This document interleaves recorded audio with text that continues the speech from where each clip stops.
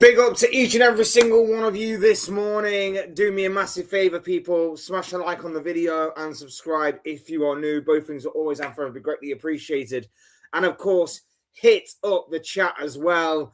Would love to hear from you all from today. We're going to be talking a lot of Liverpool content. But of course, these shows are as much your shows as they are mine. So if you want to talk about anything other football related, or whether you're just popping in to say hi, or whether you've got any other random questions or things like that, then do hit up the chat. Really do appreciate each and every single one of you being here.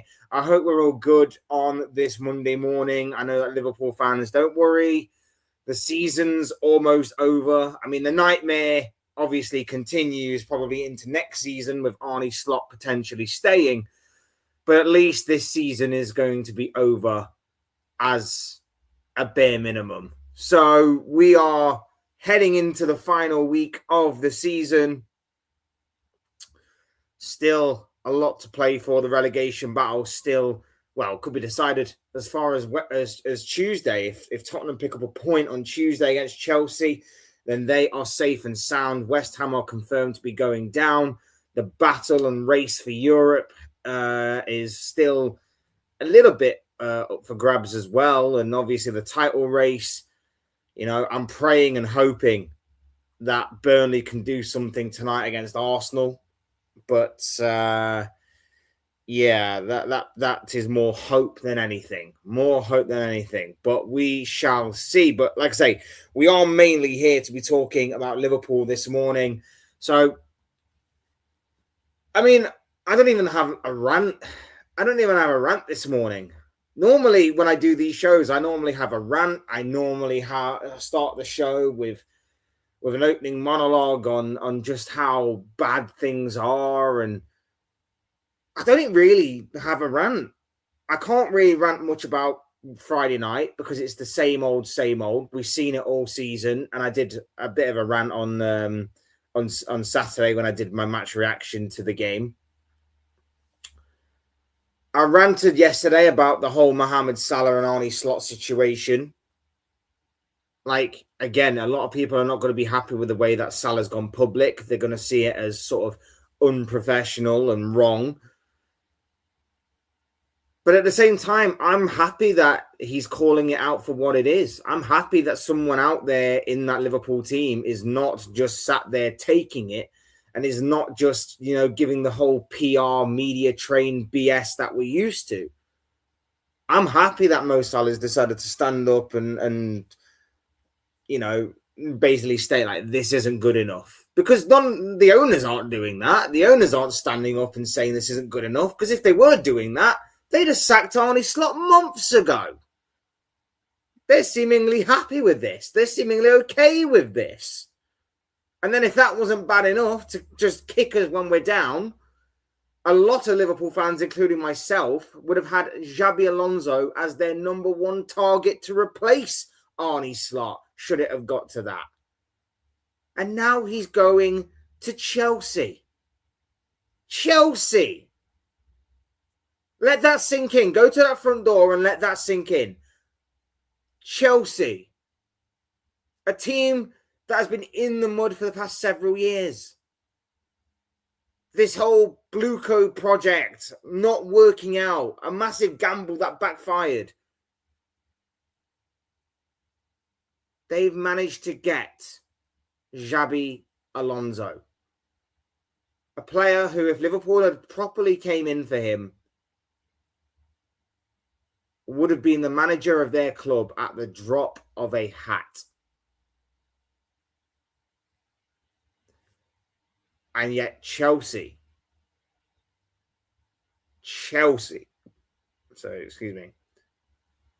have gotten him as their manager. Chelsea have shown more ambition than us. Chelsea, a club that hired Liam Rosenior as their manager, have shown more ambition than us.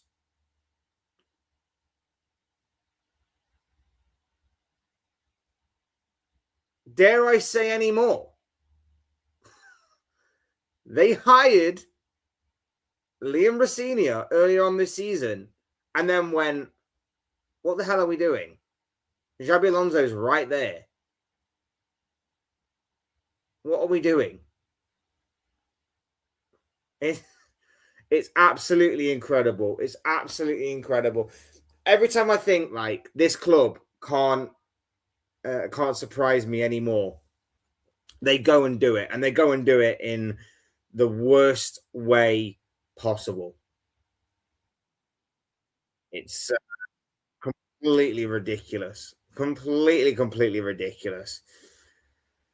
Hey, what I say, I hope we're all good on this Monday morning, the start of a brand new week, the start of the final week of the Premier League. I, for one, cannot wait until the final whistle goes on Sunday, put this season behind us. But at the same time, if Slot's still here, then it's a bit of respite. It's respite. That's all it is. That's all it will be. Respite. Big up Dina's in the building. Lovely to have you here, bro. Hope you're doing well. This is Morning Fletch. I'm so not shocked with Liverpool's performance and result. I predicted that Liverpool would lose. We would have even lost to Villa's B team, so I didn't feel let down. So I expected to lose. And you know what, bro? I get it. The only thing that I was kind of relying on was that maybe Villa were attempting to put all their eggs in the Europa League basket. I thought that might have been a deciding factor, and we may have just about got away with it if Villa had one eye completely on the Europa League final that is coming up this week. And I was wrong. I was proven wrong. Unai Emery took it seriously. They wanted to guarantee Euro Champions League through the league phase. And you know what? Congratulations to them, because they deserved the win. They were absolutely unbelievable. Morgan Rogers' goal was great, but John McGinn's goal was absolute class. They were just so much better than us. And like I say, 4-2 flattered us, bro. 4-2 absolutely flattered us. Like, the fact that we even got 2 goals to begin with is a complete mystery. I don't know, man. And the way that Slot came out after the game and basically went, oh, scoring 2 goals away at Villa Park's not a bad result, or words to that effect.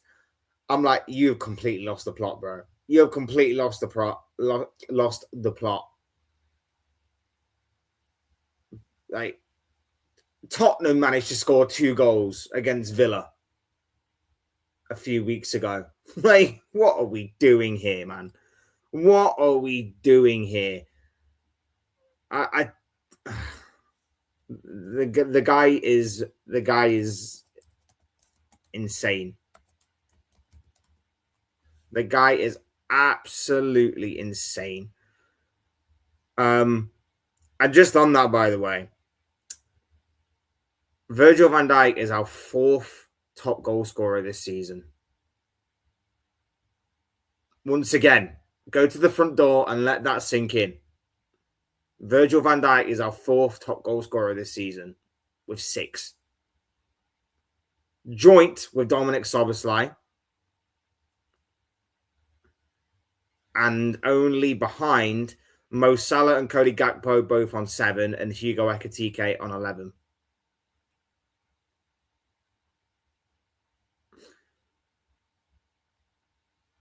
It's embarrassing. And the more and more that you go through this season, the more and more stats that you go through, the more and more records that are broken.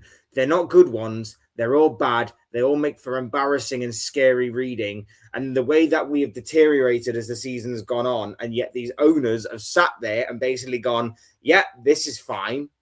You know the meme of the dog where everything is burning around him? He's in his house and everything, and the house is on fire. And he's just sat there with like a cup of tea or whatever. He's sat at his dining room table and he's going, yep, this is fine. That's essentially what FSG are doing right now. Everything's burning around them, but they're like, yeah, this is fine. This is fine. We've got Alisson that wants to leave in the summer, along with Curtis Jones, along with maybe 2 or 3 other players. Mo Salah's already gone. Robertson's already gone. But yeah, this is fine. It's all good. Ekatike is going to be out till January, and even then, there's no guarantee he's going to come back the same player as what he left. But this is fine. Everything's all good. Isak's injury prone, and seemingly his legs have gone. McAllister's legs have gone. Gravenberch's legs have gone. But this is fine. It's a shambles. It's an absolute shambles. Well done on an amazing season for Villa. They're in the Champions League spaces, and good luck in the final on Wednesday. Yeah.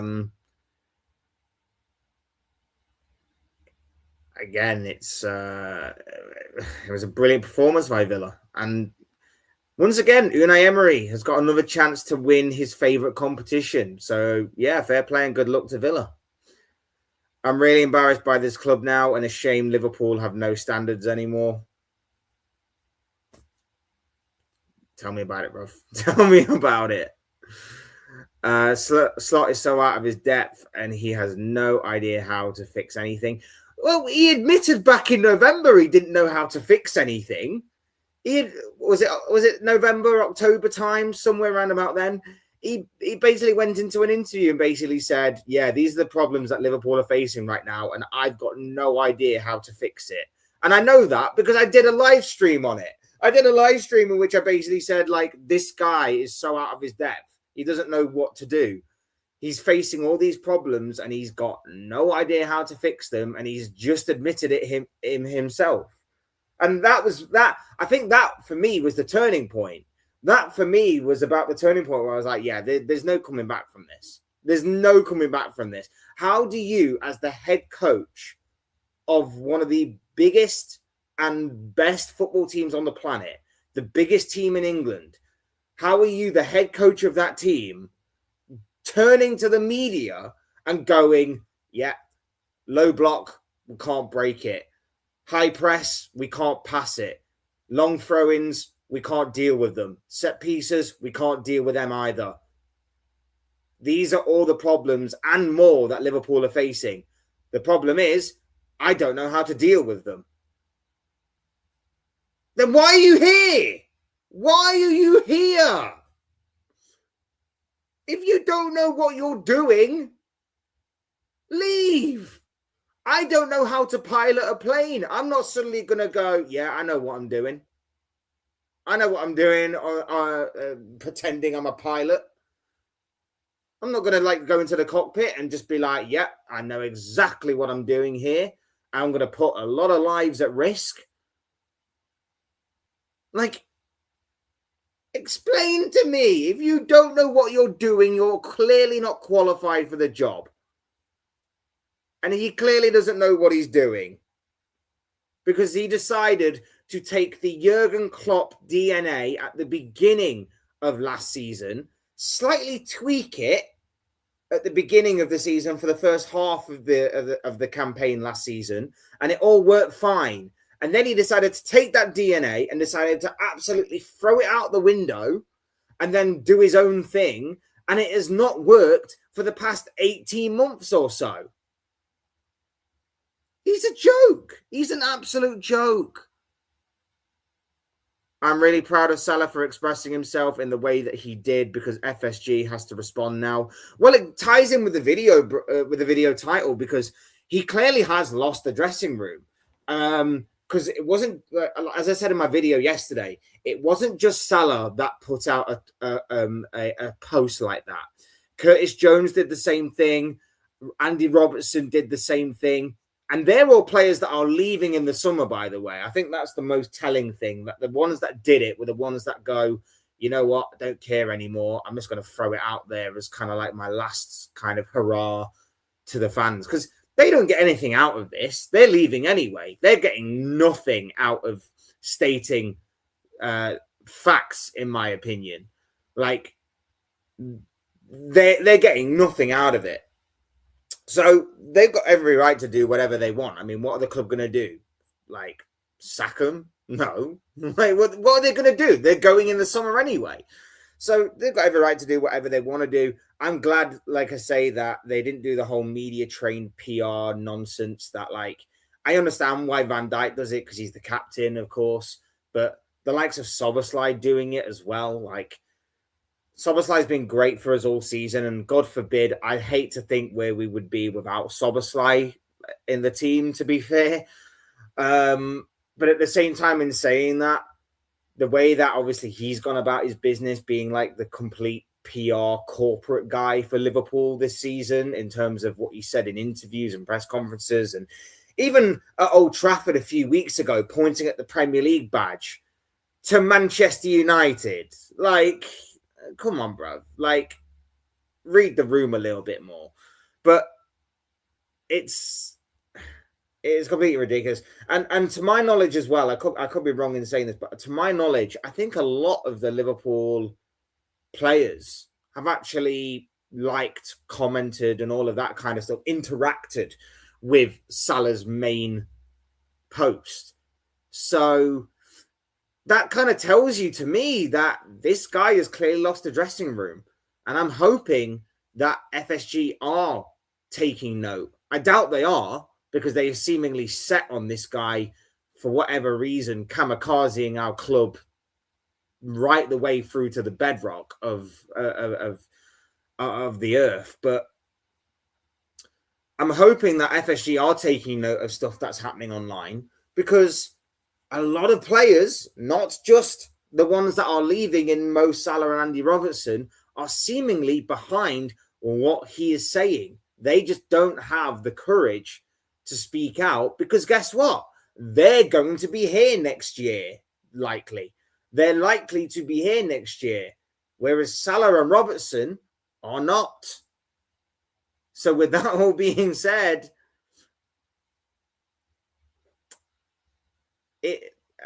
I'm glad someone's spoken out. I'm glad someone within the club has spoken out.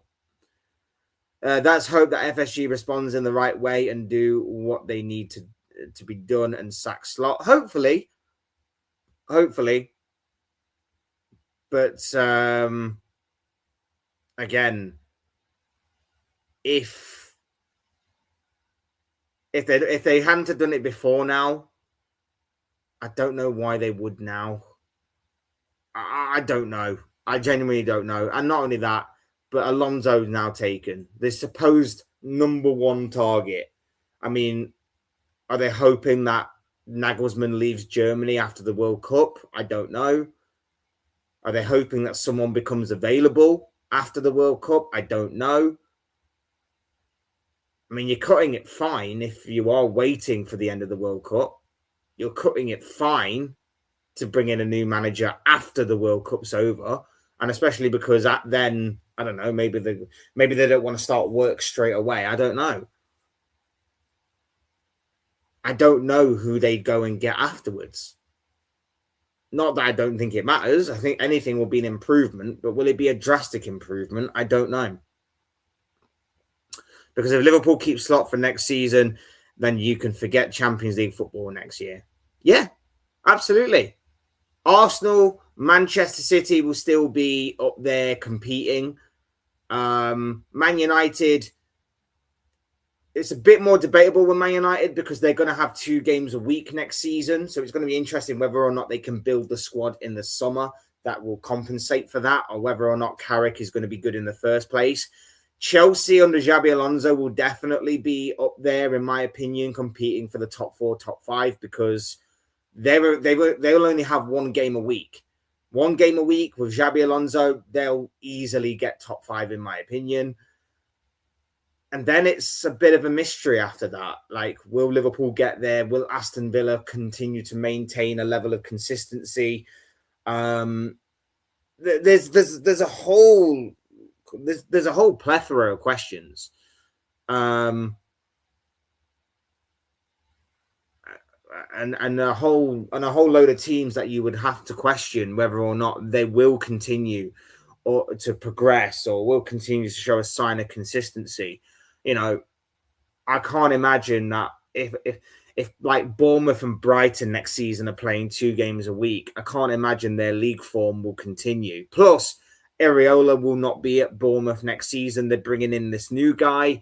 Will he hit the ground running?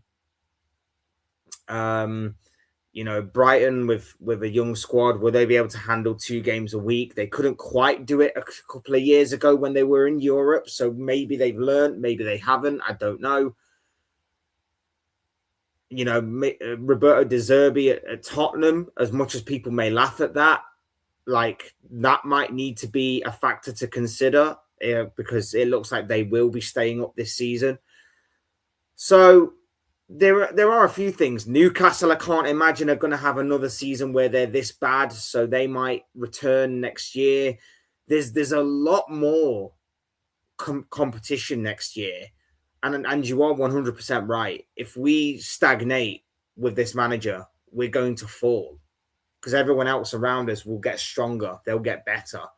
And if we're only scraping top 5 this year, and you think as well, the next year is going to be a year with no Mo Salah, Alisson potentially is gone as well, no Curtis Jones, you're getting rid of a lot of spine of that team that's been there for years.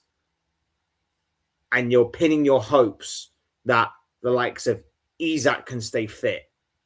You're pinning hopes on this right back situation, which again is so delicate and so fragile. Is Frimpong going to learn how to actually kick a football? Is Bradley or Frimpong going to be there long enough to be fit enough to actually play? Is Florian Wirtz going to stop hitting the ball like a 3-year-old? Is Cody Gakpo going to, follow the yellow brick road like Tin Man and find a brain? I don't know. Like, these are the questions of this Liverpool squad. Is McAllister going to rediscover his legs? Is Gravenberch going to, actually be useful? Is Konate going to find a brain? Lots of questions regarding lots of these Liverpool players. But mainly it falls on the manager, because that's why I've been reluctant to go too hard on the players this year. Because as much as I think that maybe you can argue that, maybe getting a bit older, playing loads of games over the past few years has taken its toll on some of these players. I also think that for a lot of these players, a new manager that actually knows what they're doing will actually bring the best out of them, especially the new ones. Especially the new ones like a Wirtz, like a Frimpong. I just think a better manager brings out the best in them, which is why I've been reluctant. I've obviously called them out. I've obviously stated that some performances and some players have not been good enough this season. But ultimately, I can't say and write them off because I still think there's good players in there. I just think they're not being given the best platform to shine because the manager's not using them in the correct way. For example, Kirkes was being used as an inverted fullback all season until about just over halfway through. And then he was like, oh, you're better as a wing back, aren't you? Yeah, let's play you there instead. As if every Liverpool fan on the planet couldn't see that. And then suddenly he plays wing back and he starts to look better. Not perfect, but better. Florian Wirtz is being used as a striker one moment and then a left winger the next, as if our most creative outlet is being used in any other position than his own. Same with Dominic Szoboszlai. He's being used at right back 1 minute, right wing next, like as a number 10 the next, left winger the next. He's being used in every other position than his own. It's ridiculous. It's absolutely ridiculous. The guy's got no idea what he's doing. He's just trying everything and hoping something sticks. But the longer that continues, the more of a risk it is. What's going on at Anfield? Slot should be sacked months ago. Makes me angry. Big up, Grandioso. Hope you're doing well, my bro. Lovely to have you here with us. Yeah, I mean, he should have been sacked after the Man United game back in October. And he never was. And then he should have been sacked definitely after either or both of the Nottingham Forest game where we got played off the park by Nottingham Forest, Sean Dyche's Nottingham Forest, where we lost 3-0, or when we lost at Anfield to PSV in humiliating fashion. That's when he should have been sacked. But no, we kept him. Then he should have been sacked after we lost to rock bottom of the table Wolves. That didn't happen either. There are multiple times this season where you can look back on and go, he should have been sacked there, he should have been sacked there, he should have been sacked there. We might have made more of a go of things in the league or in the Champions League maybe, or maybe in the FA Cup or something. But no, instead, we decided to stick with him for no reason other than complete negligence. Big old spicy tuber, hope you're doing well, my bro. Lovely to have you here. It says, bro, you look like a great dude. Have a great day. Same to you, my bro. Thank you for the compliment. I appreciate that. Same to you. Hope you're doing well. It must be all about money. He's going to Chelsea. I don't think it is necessarily. I think he's going to get power at Chelsea. I think he's going to get a say in how things are done at Chelsea, whether it be on the pitch or even in terms of maybe some transfers. I think the guy has been promised a lot because, as I mentioned yesterday when I did the video on it, the key word for me when David Ornstein broke the news was that he used the word manager and he didn't use the word head coach. And obviously Chelsea have decided to go down the head coach route, as have a lot of clubs, by the way. And he's getting the title of manager, which obviously means more power, more of a say. And that can only be a good thing for Chelsea. That can only be a good thing for Chelsea, that you're finally getting a footballing person that will make footballing decisions rather than business people who are completely useless at making football decisions. You're getting an actual football person to make football decisions. So I think it's a good thing for Chelsea. I think it's a step forward, a step in the right direction. But yes, it's obviously big for Chelsea. It's big for Chelsea, and again, maybe money. There is a part of it that is money, but I would say, he's been given reassurances and promises that he's not going to walk into that club with the same with the same treatment that Graham Potter was given, with the same treatment that Maurizio Pochettino was given, and with the same treatment that Enzo Maresca was given. He's going to have reassurances that things are going to be different. Because I can't imagine a manager of his potential and his already shown quality would walk into Chelsea if they weren't going to at least attempt to change their ways.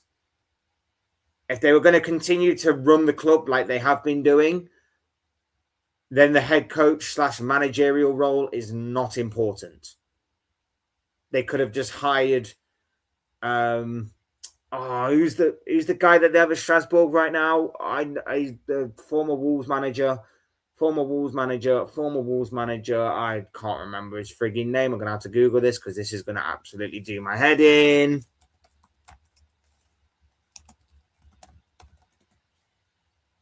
Gary O'Neill, that's it. Former Wolves manager Gary O'Neill.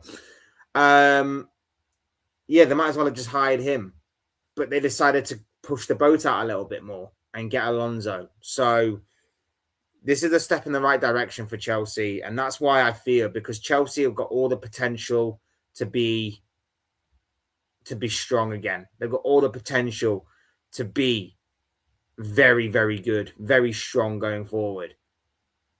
And yet, they've never shown it under Blueco because they decided to go down this route of this project that has been high risk, high reward, but it's been high risk and no reward. And if they continue to go down that route, they'd have been finished within the next few years. So they decided to change their approach completely. So fair play. They've shown ambition. They've shown intent. Few things that our owners can certainly learn from, and we had to learn it from, of all clubs, Chelsea. Fantastic news. Big up Stardust, who's in the building. I hope you're doing well, my bruv. How many London-based clubs are there in the Premier League? Never mind, just looked it up. 7 teams. Yep, there are a fair few that are London-based. Although we are going to be losing West Ham. Well, either one of West Ham or Tottenham. It's probably going to be West Ham.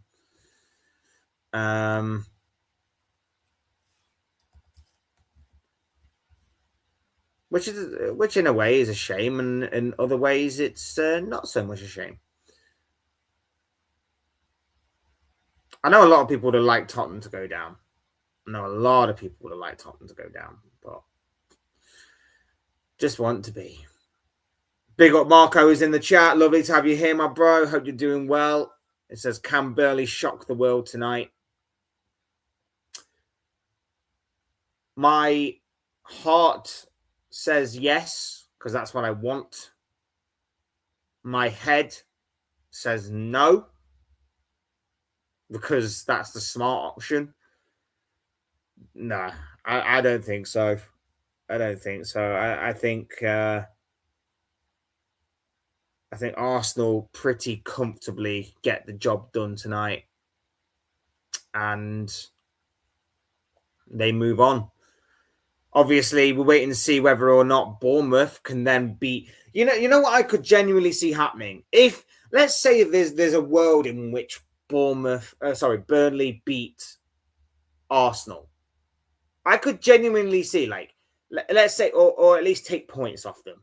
I could see a world in which Burnley could beat Arsenal. But in that same week, I could also see Bournemouth beating Man City. Like, I could genuinely see Man City not take advantage at all whatsoever of the situation that Arsenal would find themselves in if they were to drop points tonight.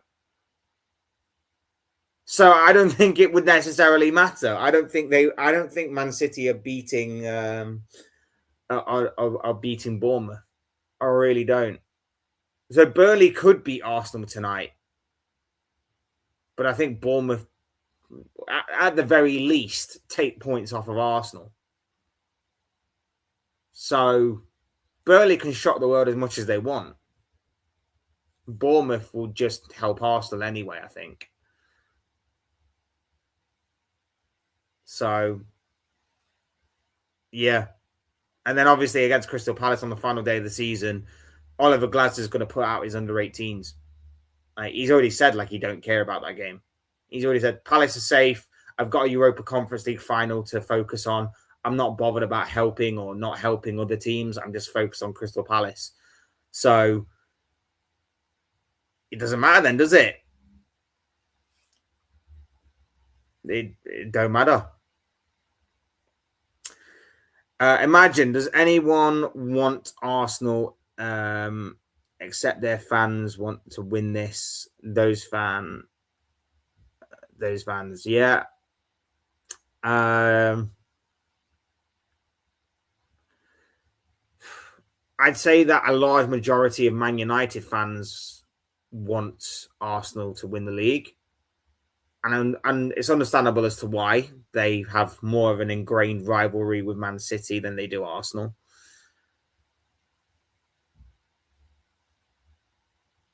But yeah, you're right.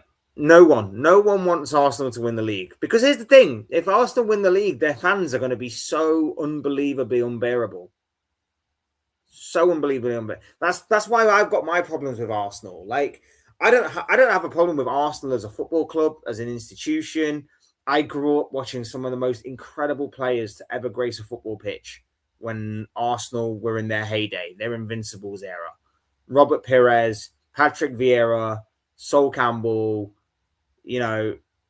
obviously Ashley Cole, Thierry Henry, some of the most incredible players that I've ever, Dennis Bergkamp, some of the most incredible players to ever grace the Premier League. I like watching Arsenal growing up.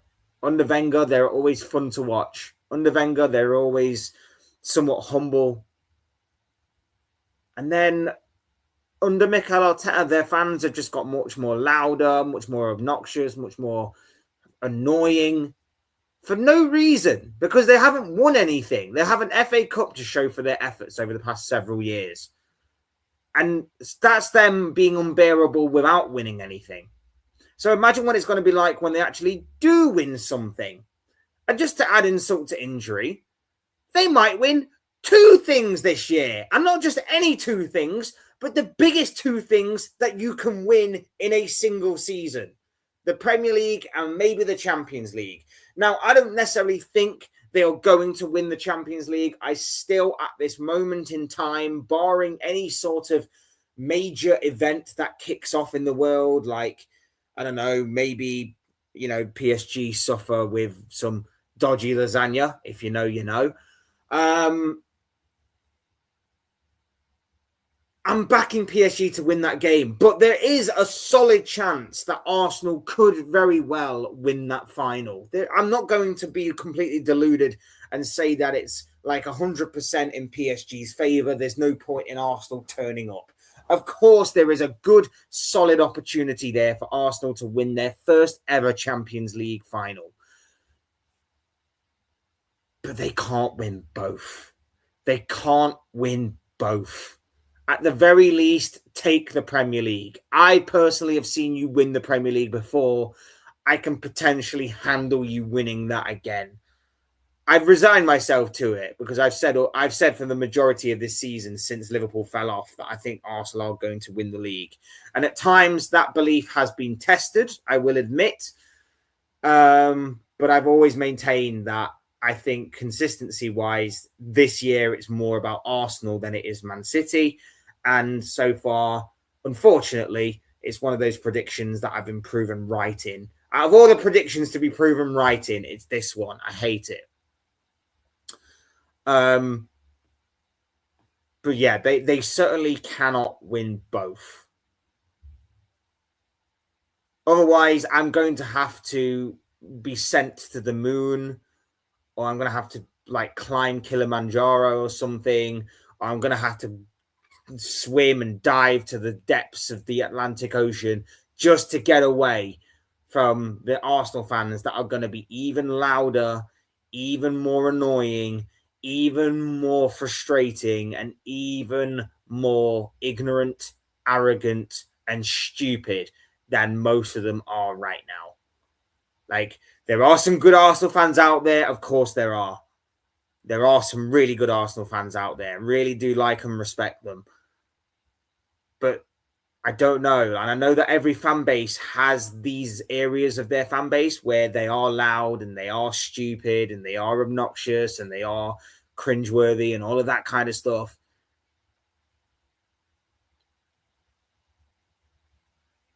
But Arsenal fans seem to be louder than the rest.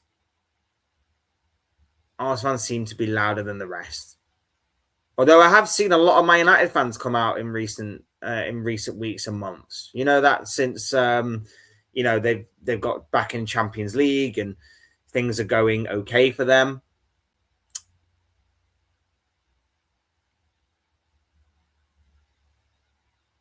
Yeah, I've seen a lot of United fans come out in recent weeks, so we shall see.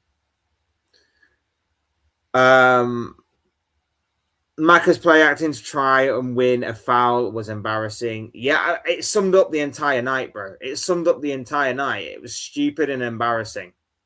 Stupid and embarrassing. I don't know what he's thinking. I don't know. I don't know what any player thinks now. I know these referees are stupid, right? I know the VAR officials are stupid. I know that they give stupid, absolutely brain dead, stupid decisions every single game, every single week, right? I know that they do that. But they were never going to give a red card for that. I don't know why he's doing that. It's embarrassing. I find it embarrassing that we were trying to get someone sent off. Well, he was personally. Don't know whether the team was, but he personally was trying to get someone sent off or in trouble for something that was so minor. it summed up an incredibly embarrassing night and embarrassing performance. I honestly looked at it and was like, what are you doing? What are you doing, you fool? Big up Jamie's in the building. Lovely to have you here, my bro. Hope you're doing well. It says, honestly, cannot sit and watch next season with Slot in charge. Oh, yeah, 100%. I'm going to take up gardening. I'm going to take up cooking or baking or something. I don't know. Like, I can't go through another season of this. I can't go through another season of this. Like, it's going to be painful. And it's going to be even worse as well. Like, mitigating factors that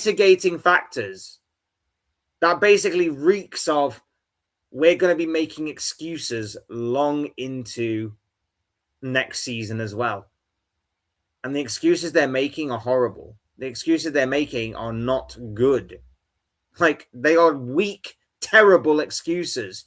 And in a certain Diogo Jota's case, damn right disrespectful and disgraceful. It's unbelievable. It's unbelievable. The way that we acted to Jota and his family at the beginning was absolutely incredible. Was never prouder of my football club for the way that we acted. Honoured his contract, retired the shirt jersey, did everything to honour the memory and the legacy of Diogo Jota.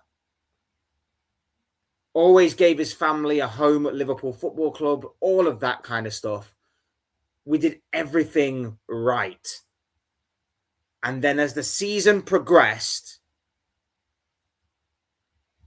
and it's not just Liverpool that have done this, I will admit, it's not just Liverpool that have done this, it's the mainstream media as well. They need to take responsibility.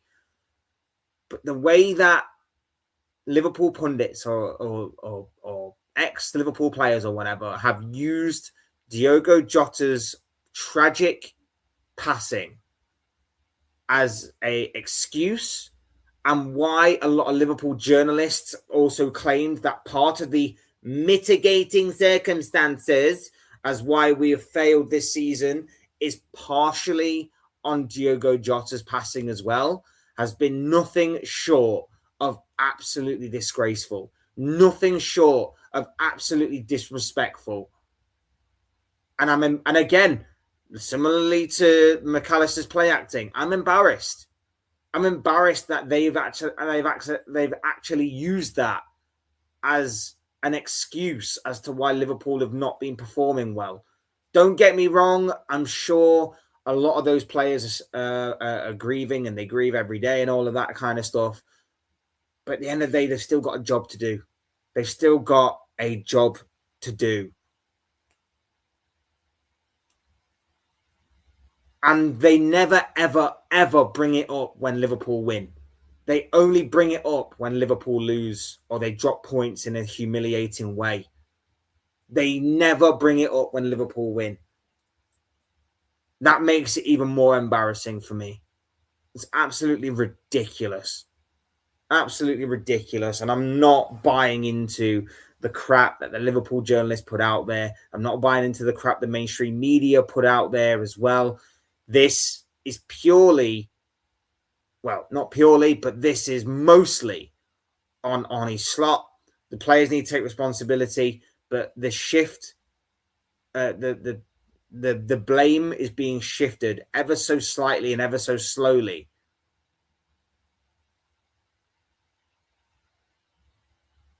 on the ownership, on FSG, on Michael Edwards, on Richard Hughes, because they've allowed this to grow and to fester throughout the entirety of this season. When it could have been just as easy just to get rid of him earlier in the campaign and maybe make a last-ditch effort to maybe go after some silverware or secure Champions League football much more convincing than what we have done. Well, yet to do. There's a good chance we do get it, but if Bournemouth win on Sunday, if Bournemouth win against Man City, they're bound to win against Forest because Bournemouth always beat Forest. So, yeah, there could be a world in which we get Europa League. Hooray, Europa League! How happy is that, guys? Wonderful. I can't do a season of Europa League. I can't do a season where I can only get invested in the competition once it gets to the quarterfinals. I can't have that. Big up Don, who's in the building. Lovely to have you here, my bro. Says next season we may not make it this. Yeah, you're 100% correct. Like I say, if Bournemouth managed to get a result against Man City, and let me just double check, because I think it will rely on goal difference if it's a draw. Yeah, it will. It will rely on if Bournemouth get a draw, there is a +6 goal difference in favour of Liverpool. Now, on the final day of the season, Liverpool face Brentford. Bournemouth face Nottingham Forest. There is a good possibility that there could be a big 3-goal swing either way. That will mean that Bournemouth would probably overtake Liverpool should Liverpool lose and should they win. And if they do it by that significant margin, then of course they are going to. So that's fun. That's amazing. Love that. But if Bournemouth win, Liverpool have to win against Brentford. If Bournemouth draw, Liverpool can afford to draw. But if Bournemouth manage to somehow beat Man City, which, again, is not out of the realms of possibility, given the run that Bournemouth are on right now, and given how awkward Man City are right now, we could be in deep, deep trouble on Sunday. We could be in deep, deep, deep trouble on Sunday, in which we get the Europa League. And do you remember earlier on in the season when Slot was talking about when he first arrived at Liverpool, how they could only afford to get Federico Chiesa after a year of being in the Europa League? And he tried to make out like finishing 5th and getting Europa League was a poor season. Well, how about finishing 6th when top 5 would get you into the Champions League? This is why you don't open your big mouth if you're not going to back it up. Absolute fraud, this guy. Absolute fraud. We're finished for at least 3 years. Kind of specific of you. But again, you might be right. You might be right. I still think a new manager fixes not everything. I don't think a new manager fixes everything, of course, but I still am under the impression that a manager would fix a lot.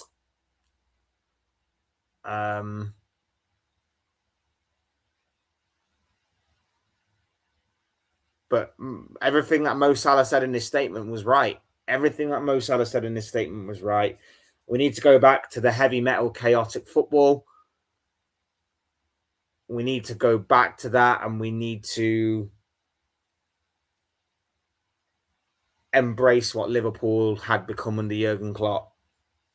Jurgen Klopp rebuilt Liverpool after many, many, many, many, many years of mediocrity. He rebuilt Liverpool Football Club.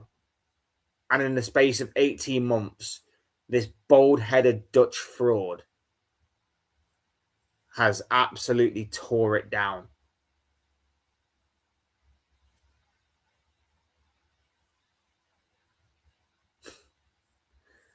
To the point where the longer this continues, the longer it is going to be to get back to what we were.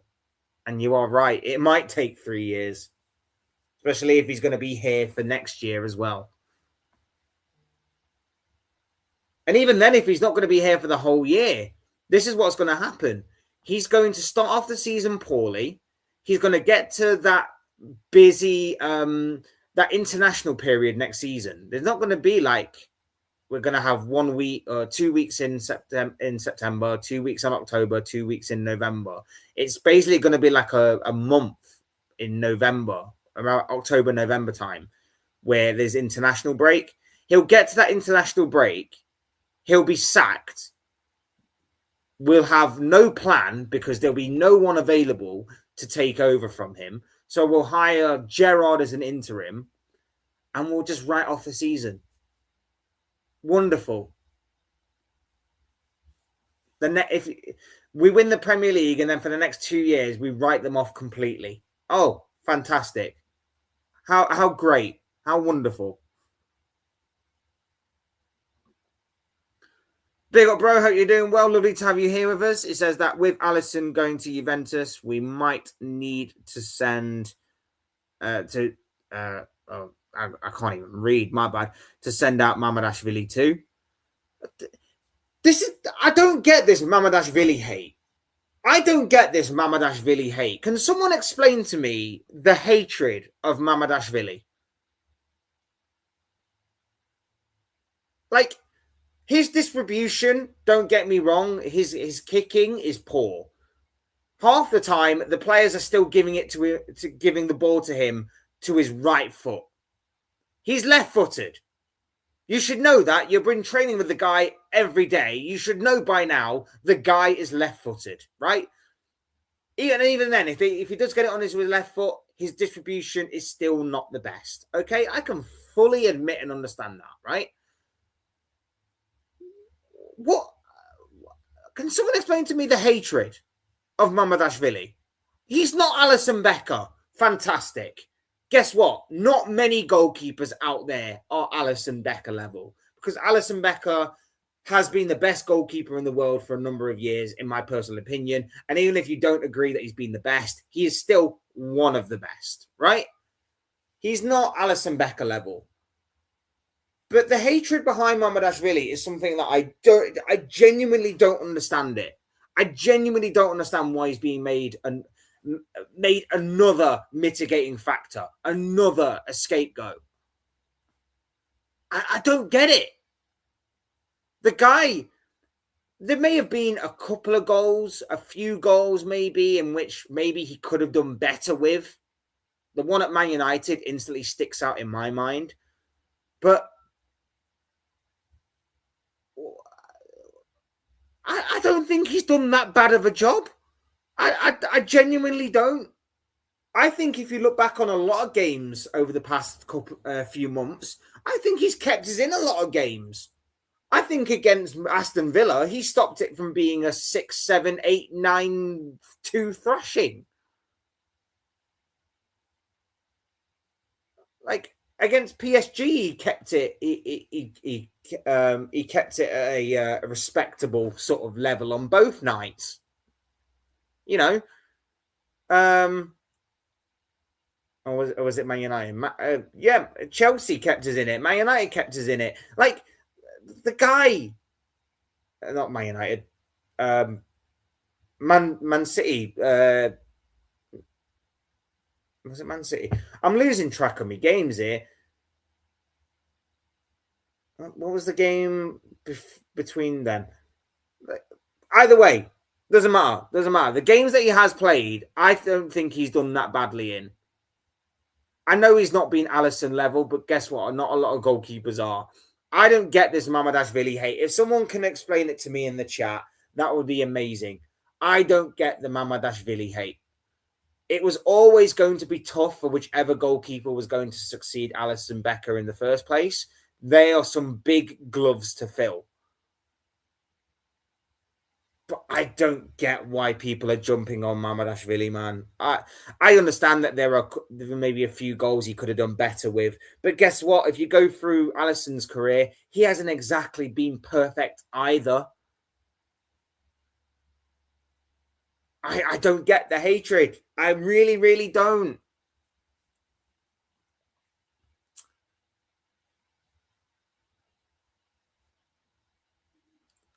Weren't he playing for Chelsea like 5 years? He's known the club inside out. I only remember he played for Liverpool. Brain is crazy, especially this morning. Yeah. I see. You talk about Alonso. If you're talking about Alonso, Alonso never played for Chelsea. If you're still talking about, I assume you're talking about Alonso, right? Or someone else. I assume it's Alonso. If it is Alonso, he never played for Chelsea. It all makes a little more sense to me now. Waiting doesn't award anyone in the world. Not necessarily. There are some things worth waiting for. But then again, some things you've got to just go for the here and now. Something's got to be for the here and now. It's like waiting to ask a girl out. Next day, she is taken by someone else. Yeah, like I say, there are some things that you have to wait for, and they'll be worth the wait. And then there are some things that you need to go out there and get for the here and now. That's just the way that it is. It's just the way that it is sometimes. Some things are worth the wait. Some things you have to just go and grab the ball by the horns. Spurs need to lose their next 2 games while West Ham win their last, and West Ham will stay up. Am I right? Yeah. Spurs only need 1 point to confirm themselves as being safe for next season.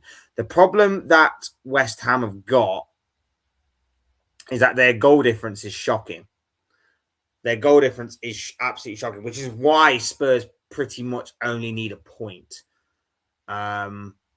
Because the goal difference is 14 in Spurs' favour. So unless Spurs are going to suffer some sort of 10-0 defeat on the final day of the season to Everton, and West Ham are going to win something along the lines of 4 or 5-0 against Leeds, that's not happening. That's not happening. So Spurs only need 1 point. If Spurs get that 1 point against Chelsea, the final day of the season is pretty much pointless. Barring, like I say, a major swing in goal difference. But that's very unlikely to happen. Big up Scott is in the building, who says that Slot needs a 10-year contract. Ha, absolutely hilarious. But I understand where the rival fans are coming from. And this is the worst part. Rival fans are saying this stuff. And if you ever want a clear indication of where your football club is going, then listen to rival fans. Listen to rival fans. Because if they are like Scott is here, that's a clear indication that you're making the wrong move by keeping him. Simple as that. The same way that a lot of Liverpool fans are unhappy that Xabi Alonso is going to Chelsea indicates, in my opinion, that Chelsea are making the right move to benefit Chelsea. That is where that's where you gauge where you're going as a football club, by understanding the opinions of rival fans, like Scott, like a lot of other fans. A lot of fans are wanting Slot to stay. And why wouldn't you? Liverpool are no longer a threat with him in the dugout at Anfield. We're no longer a threat. This is so reminiscent of Brendan Rodgers. It's unbelievable.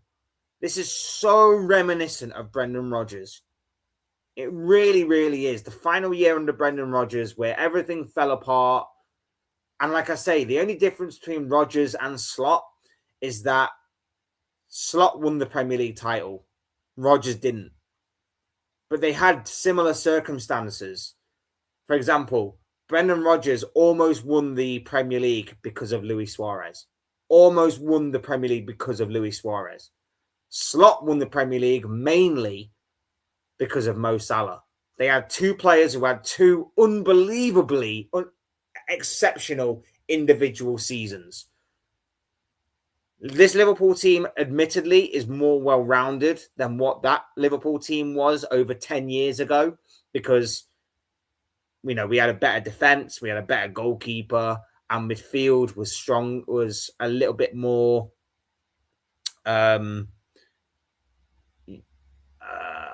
I would say flexible. I would say flexible is the right word. But there's no doubt about it. There are some glaring similarities between Brendan Rodgers and Arne Slot. Grandiosa says stop trolling in response to Scott, but like I say, I welcome that opinion. I welcome that opinion because again, I think you can gauge a lot about where your club is going by what a lot of rival fans are saying. And here's the thing: no rival fan is going, you know what? I don't think you've seen it from this angle. So therefore, we know we're making the wrong decision. I mean, we know already as Liverpool fans, but it's nice to just have that reassurance, Scott says Arsenal will get beat tonight. I hope you're right, dude, but I can't see it myself. I hope you are right, but I just can't see it, unfortunately. As I am a City supporter, I can't see how we beat Bournemouth away. We were so poor against Chelsea. Yeah, that was not a good cup final. That was certainly not a good cup final. I mean, you won in the end, so it doesn't necessarily matter. Similarly to how Liverpool beat Tottenham in the Champions League many years ago.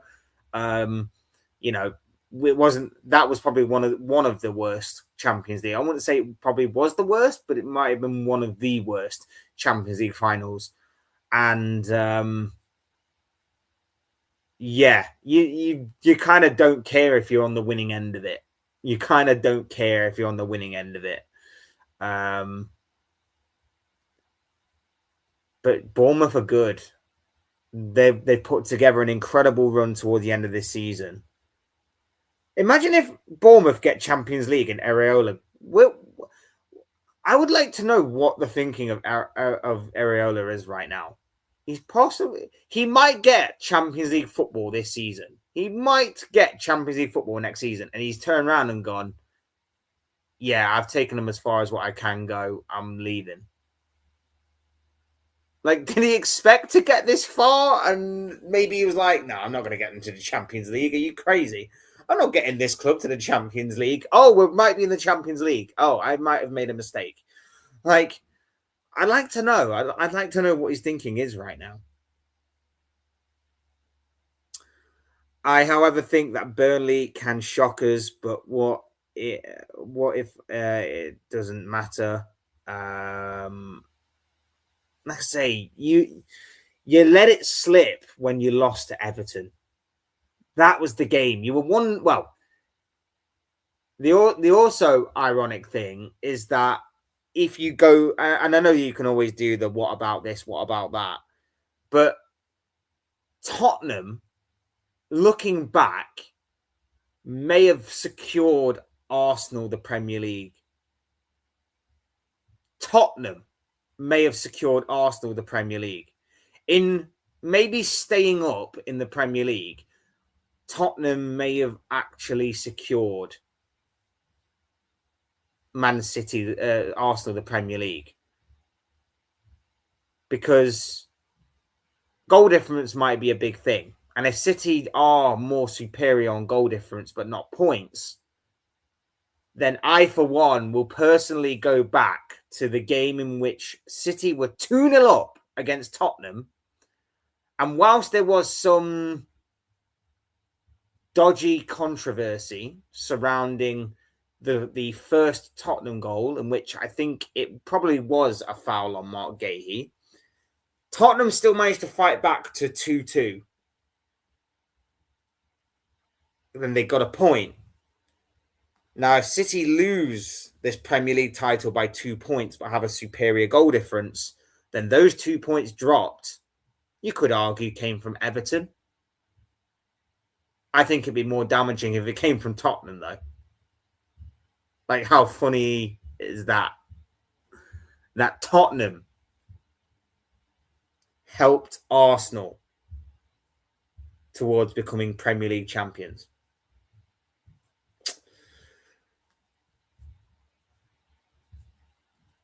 You could also pinpoint Nottingham Forest. You could pinpoint West Ham. There are a few, but the narrative isn't as funny if you don't use Tottenham. Just saying. Do I want Arsenal to win the league? I am a United fan from Manchester and would rather City win it. That's an interesting take. There's not many United fans that want City to win the league, admittedly. I know that there are a few online that obviously do want that do want Arsenal to win the league, and it's purely based off the fact that they have a deeper hatred for Manchester City. And, you know, if City do win the league this year, let's also remember that if City do win the league this year, Pep's done another domestic treble in a year in which City have not been anywhere near the level that a certain Liverpool managed to compete with them with over the years. Like, they've not been that great, and yet they've managed to pull off a domestic treble, which I think will be incredible for City, but damaging for the rest of the Premier League. And I think it also, I know that Fergie is the GOAT. And there's no doubt in my mind about it that Sir Alex Ferguson is the greatest of all time in terms of being a manager. But I think it would strengthen Guardiola's case for why he should at least be in the conversation if he was to go on and win the Premier League with this City squad. I think it genuinely would. Because he's had to rebuild the City squad over the past couple of years to this point. Yeah, but most United fans want Arsenal to win it. Yeah, they do. Yeah, they certainly do. They have a deeper hatred. They do, bro, honestly. Go out there and have a look. There are a lot of United fans out there that would want Arsenal to. And the ones that do want City to win it are the ones that share the same common thing that I've got, which is they can't stand their fans. And I 100% understand that. But I think for the benefit of Man United, from a legacy perspective, from their greatest of all time manager in Sir Alex Ferguson, I think you need Arsenal to win it. Because Arsenal winning a title could just be a one-off. It could just be a one-off. Whereas City winning the title, I think it probably indicates that Guardiola may have a stronger case as to rivaling Fergie. That's just my opinion. They're already saying Arteta is better than Klopp if he does the double. No. No. And this is what I'm expecting from a lot of Arsenal fans, even before winning anything, are already putting players and managers in conversations they don't deserve to be in. Like, what are we doing here? What are we doing here? A lot of Arsenal fans compare Arteta to the likes of Ancelotti and Simeone. You know, managers that have actually won things. But they still say Arteta's better than them. Not happening. They say that Declan Rice is better than Steven Gerrard. Absolutely no way. They say that Declan Rice can get into prime Barcelona's midfield or prime Real Madrid's midfield. Absolutely no way. They said that Bukayo Saka could get into Barcelona's prime front three. Absolutely no freaking way. So these Arsenal fans are full of deluded, mad, crazy takes. Most of them, anyway. And if they are to go on and do the double, fair play. Congratulations. But I would still take Prime Klopp any day of the week. For his football, for his passion, for his energy, for the type of man that he is, the way that he carried himself. Because at the end of the day, when Man City were at their peak, at their prime, there was only one manager that was competing, and that was Jurgen Klopp. And in any other year, any other era, he would have managed to win more trophies than what he has done. Arteta takes advantage of a season in which Man City fall off completely and they don't push the team to the brink. And they have one of the most favourable Champions League run-ins I have ever witnessed in my life. The fact that half of the draw was made up of Champions League winners, and the other half of the draw was made up of Champions League teams that have never won the Champions League, and then Barcelona. Like, come on, man, what are we doing here? Like, just put it more into context. There's no way Arteta is better than Klopp. Just simple as that. It took Klopp 3 years to take a mediocre Liverpool team. Well, not even 3 years. It took him 6 months to get them competing again. It took him a couple of months to get into a League Cup final. It took him a few months to get into a Europa League final. It took him a year to get Liverpool back into the Champions League, and then it took him 2 or 3 years to get Liverpool into a Champions League final. 4 years to go on and win a Champions League. 5 years to win the Premier League. In 7 years, having spent £1 billion, Arteta has finally reached a Champions League final. And Arteta, after 7 years, is probably finally going to win a Premier League title. Well done. 7 years and £1 billion spent. Liverpool were mediocre when Klopp walked in. The squad was terrible. The squad had to deal with the likes of Christian Benteke and Dejan Lovren. We had Simon Mignolet in goal.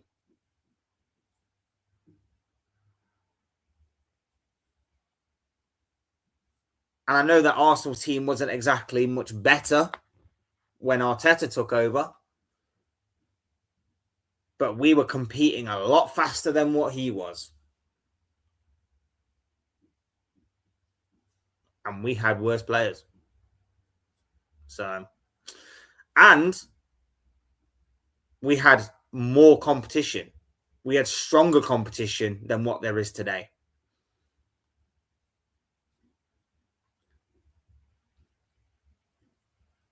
Dembele is injured, so Arsenal might.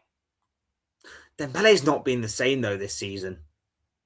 Dembele's not been the same this season. This season, it's Kvaratskhelia. Kvaratskhelia and Doué this season. Dembele's not been the same.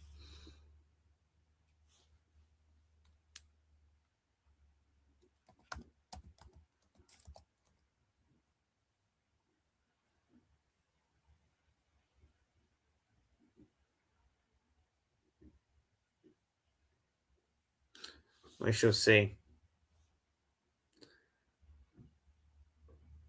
Maybe more.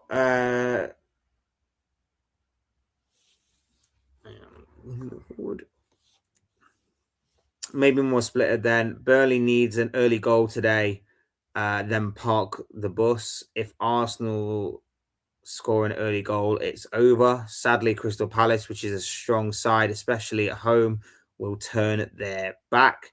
Yeah, I mean, turn their back to the footballing world.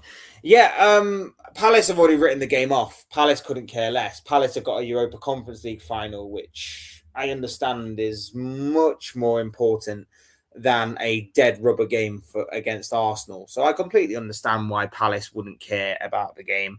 I mean, Burnley shouldn't to an extent either. They're already down and out. So I can understand that as well. The thing is that if Burnley park the bus,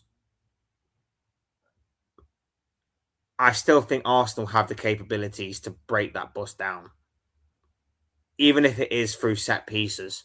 And you know how much Arsenal love a set piece. So the stars are going to have to align tonight. You know, there's going to have to be a ton of misfortune that goes on with Arsenal if they are to actually lose or drop points tonight. I just don't see it happening. I just really, really don't see it happening. I think Arsenal win is written all over this game. I just think it is. I just think it's written all over this game. And even if not, they'll probably still get a dodgy referee or VAR decision. Ugh, terrible.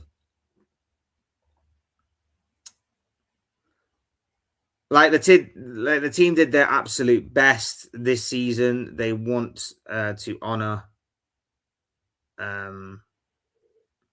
They want to honor Jota. So who gets it?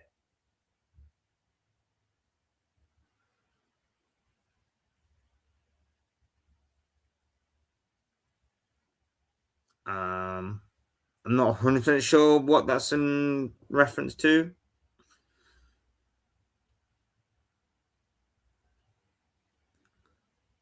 Dennis Bergkamp says, the mighty Arsenal. Big up, my friend. Hope you're doing well. Lovely to have you here with us. That the manager slot selects a team and brings in tactics that doesn't fit is not the player's fault. The caliber there.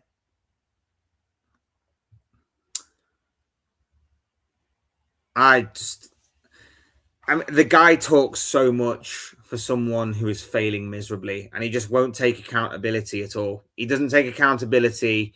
He doesn't take any responsibility. The guy just goes and says, just, this isn't on me, this is the players, essentially. He doesn't take responsibility, this guy. Really, really doesn't. Or at least not enough for what an absolute train wreck this season's been. Like, the guy a few weeks ago is calling out Mo Salah again, saying standards are not just set in the gym. They're set on a football pitch. Well, if that's the case, then why are we playing like crap?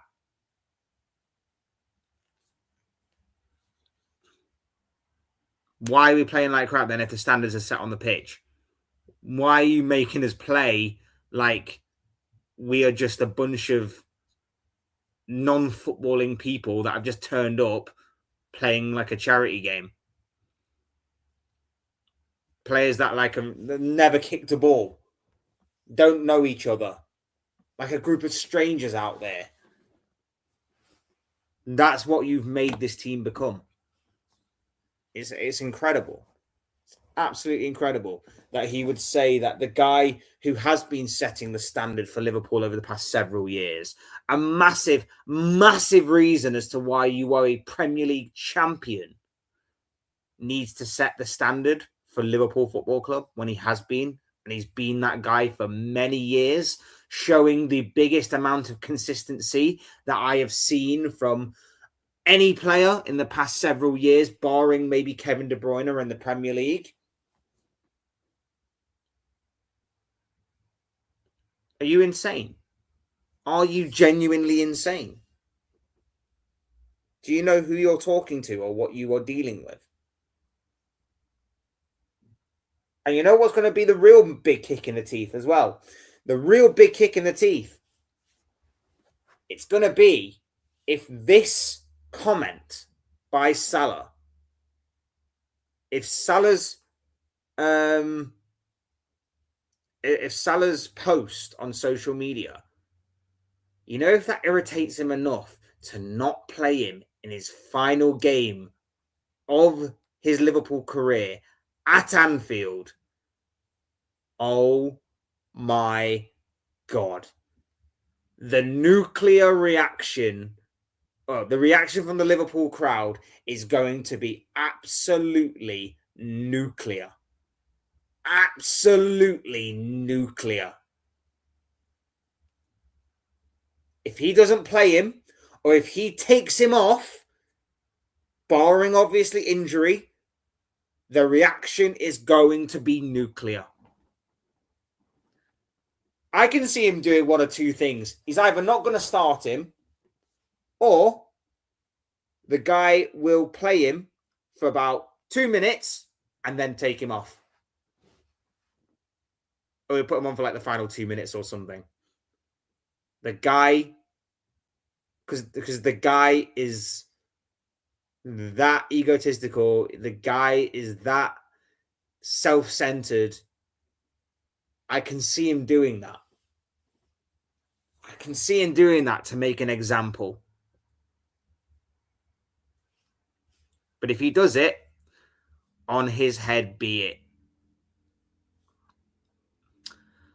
So he gets it meant as an excuse as performing poorly. Oh, I get it. All right, okay. No, they don't. They don't get it. They don't, it's just a shockingly bad state of affairs right now.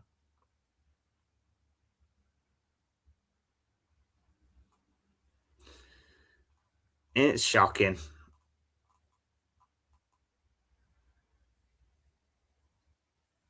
It's absolutely appalling.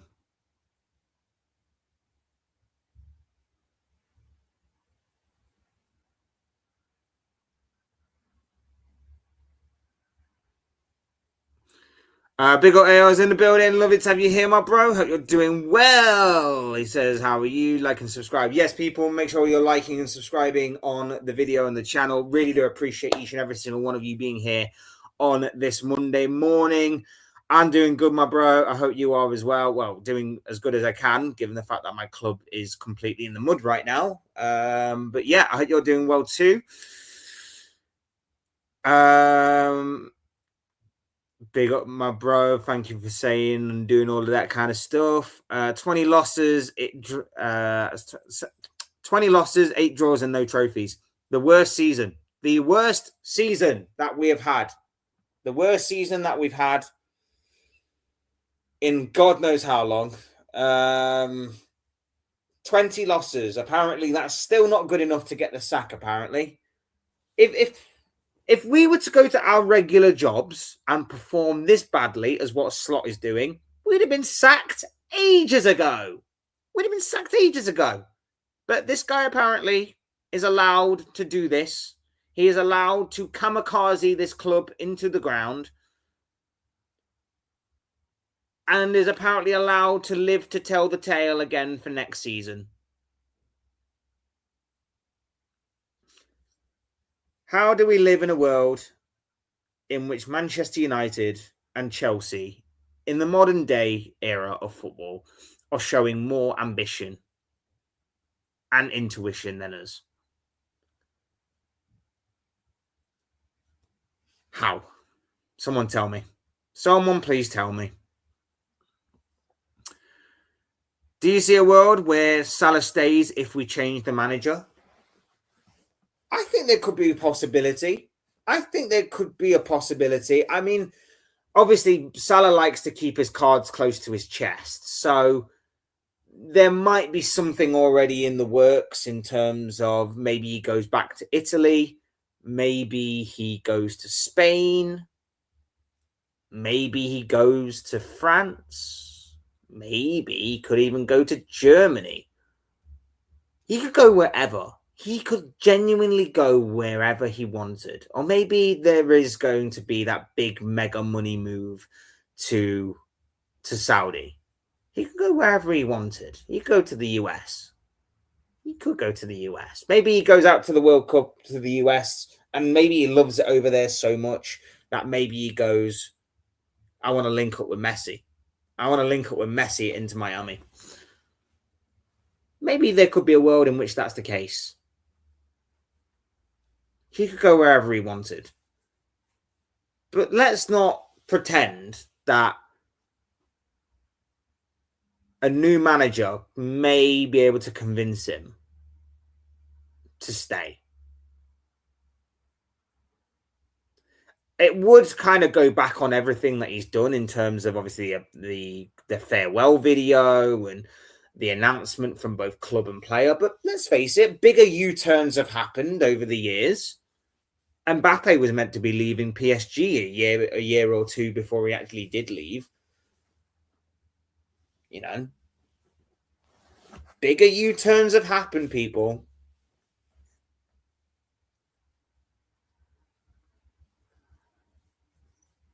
But then again, I don't think his frustration is purely on the manager. I think his frustration is also on higher ups at the club. So, whilst I think maybe a manager could make him stay or help him stay for footballing reasons, I think that there are bigger problems behind the scenes at Liverpool Football Club with the higher ups, with the people in power that I think Salah has seen this year, especially, and is not liking and is wanting to get out now. And I think it's the same for Curtis Jones. I think it's the same for Andy Robertson. I think it might be the same for Alisson Becker too. That they want to leave because of that. And maybe on some cases it's a case of first team football. Maybe more so in Curtis Jones's case, it is first team football. Andy Robertson might be a little from column A and a little from column B. But either way, you have to be as blind as Stevie Wonder to be completely tone deaf and blind to the fact that there are seemingly bigger problems at Liverpool Football Club right now that we're not completely aware of. The fact that we have dropped off so far this season, the fact that Slot hasn't been sacked, the fact that there is so much uncertainty with Richard Hughes and Michael Edwards. How long are they going to be with the club for? The multi-club ownership with FSG clearly has not materialized because they've not bought. They've not obviously bought another club. They were looking at it, but they haven't done it. And that was basically what they put the infrastructure in for, was because look at what we've done with Liverpool. We can do the same with this club. And we've got the best guy in the business that can oversee it in Michael Edwards. He's been sold a lie because they've not gone on and done it. They seemingly had all their eggs in that particular basket. So now they're like licking their wounds and feeling sorry for themselves. They forgot that this Liverpool project that they're supposed to be overseeing is currently tanking right now after spending 450 odd million in the summer.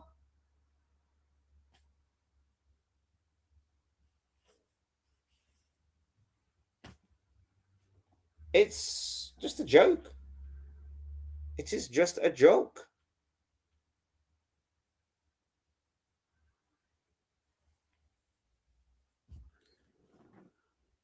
The football is boring and slow.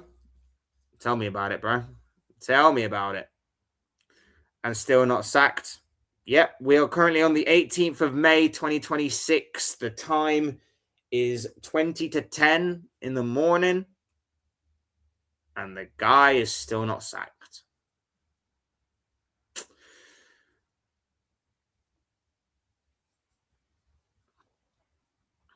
Pathetic. Gets to me more than some of my Liverpool fans, Liverpool friends. Those Liverpool fans, I don't know whether those Liverpool fans have just become numb to the situation or not, but yeah, those Liverpool fans, yeah, that you know, yeah, I don't know. I don't know. Maybe it is. Maybe it's a case of them becoming numb to the situation. I don't know.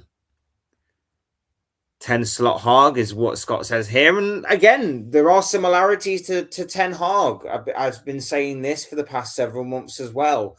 There does seem to be this arrogance from Dutch managers that they can come to the Premier League and play with no midfield and it be okay.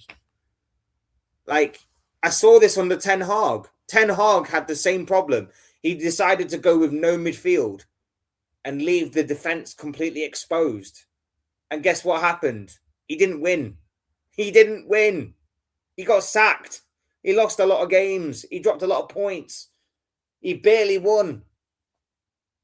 It seems to be a Dutch thing. It has to be a Dutch thing. The arrogance, the ignorance, this weird way of playing in the Premier League. It has to be a Dutch thing, right? Ten Hag, Van Gaal. They're all similar. They're all similar. It's madness. It really is. My passion for football is unreal. I respect that, bro. I really, really respect that.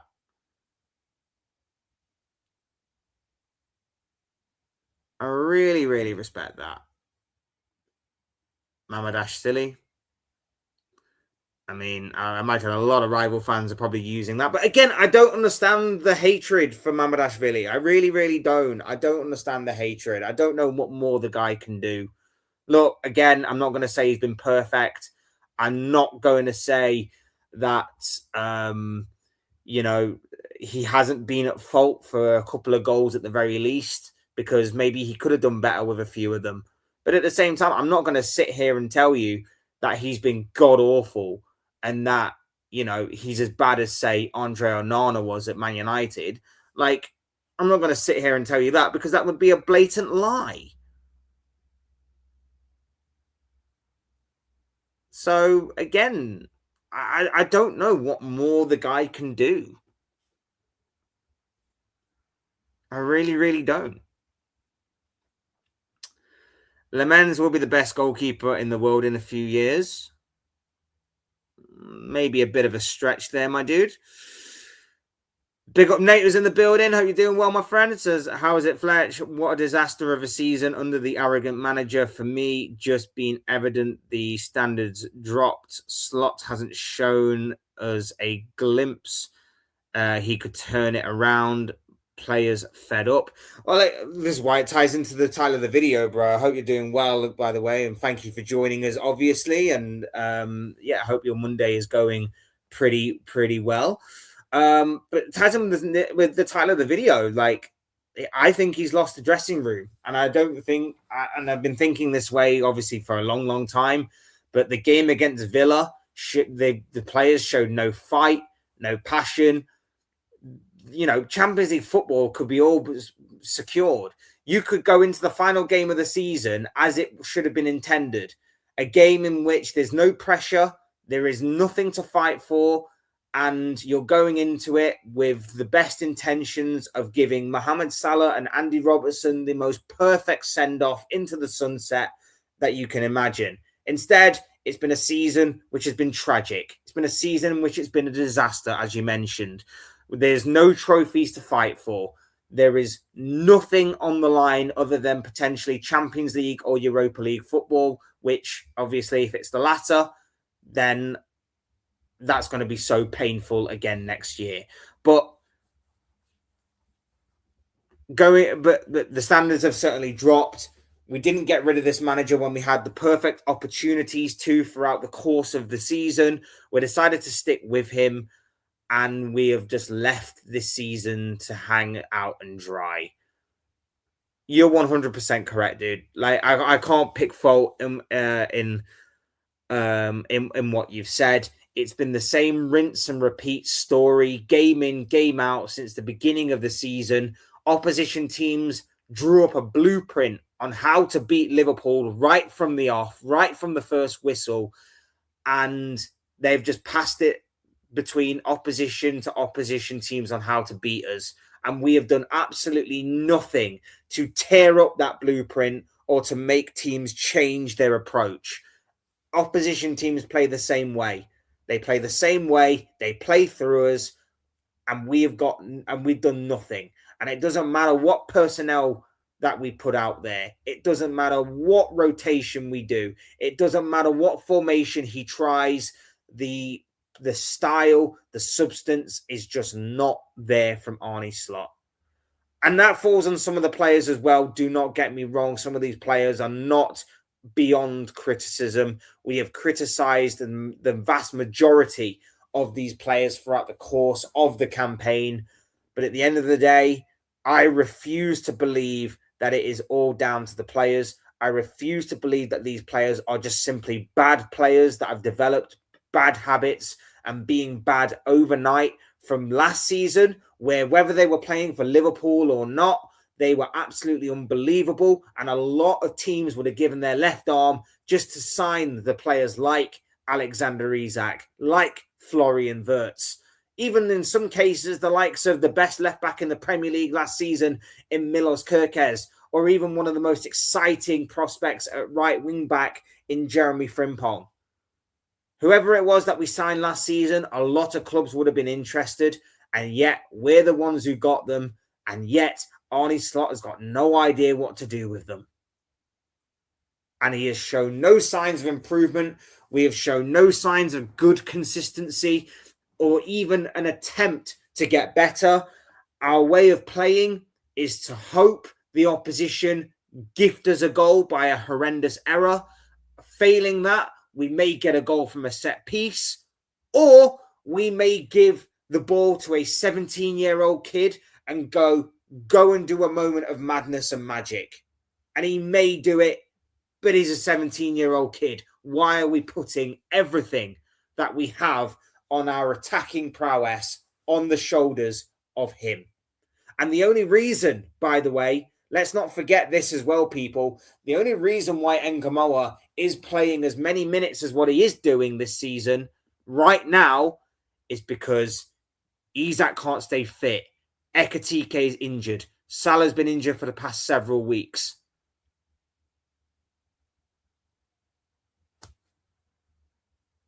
That's the only reason why he's been allowed to play these past several games. It's not out of a tactical decision that Slot's put him in there. Slot has put him in there because he's got no other choice. Well, actually, he does. But in his mind, he doesn't have a choice because he has to play Gakpo. He has to play Cody Gakpo because, God forbid, Gakpo would sit on the bench. So in his mind, he has no choice.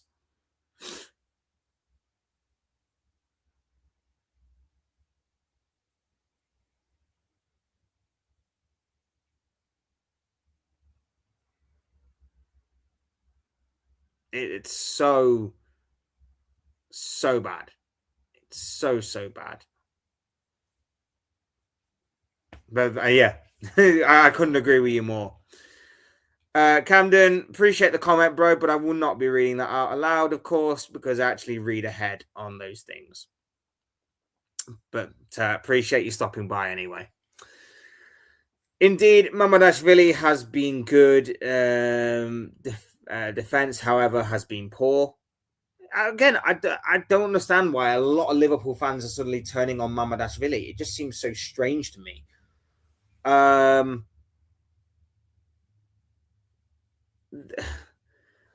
You know what, as well? I'll say this. I don't even think it's been the defense this year. Yeah, I know, again, they're not beyond blame. They're not beyond criticism. Van Dijk in individual moments has been shocking. Konate has been shocking. Kerkez has been left found suspect at times. And whoever we've had at right back has been cursed. But we've had no protection from the midfield whatsoever. Like, don't get me wrong, the defense has been poor. But I think the worst part of our squad and our setup this season has been the midfield. Gravenberch has been abysmal. McAllister has been poor. Szoboszlai's been doing the job of about 3 different players at every single game. I'm surprised that guy hasn't ran himself into the ground yet. It's been shocking. Look at Friday. Look at Friday, for example, right? Why is our DM in Ryan Gravenberch, who is clearly the superior defensive-minded midfielder out of the 3, why is he our most advanced midfielder? Why? Make that make sense. Why is McAllister our most deepest midfielder? Which again doesn't make sense because defensively, we all know he's a little suspect when it comes to, tackling and winning the ball back and stuff. As a deep line playmaker, it could work, but he needs a warrior alongside him. It boggles the mind. It absolutely boggles the mind that this guy basically sees these players and goes, right, I know he is better in this role, but I'm going to put him in a completely different role. Our best performances this season have come when everybody has been performing well. Everybody has been in a comfortable position, a comfortable role. Look at the Real Madrid game as a prime example. That Real Madrid game, everybody was on song because everybody was in a position they knew and trusted. It was fine. That game was fine. And then he decides, nope, can't have that. Can't have everybody being comfortable. I need to go weird with it. I need to play Gravenberch as our most advanced midfielder. I need to play Wirtz off the left wing for no reason. I need to play Gakpo up top. Like, make it make sense, please.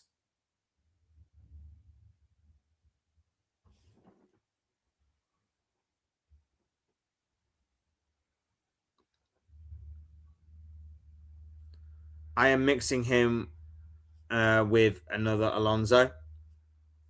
Yes, you're thinking of Marcos Alonso, aren't you? Yes. I didn't even remember. I didn't even remember until you just said it. Yeah,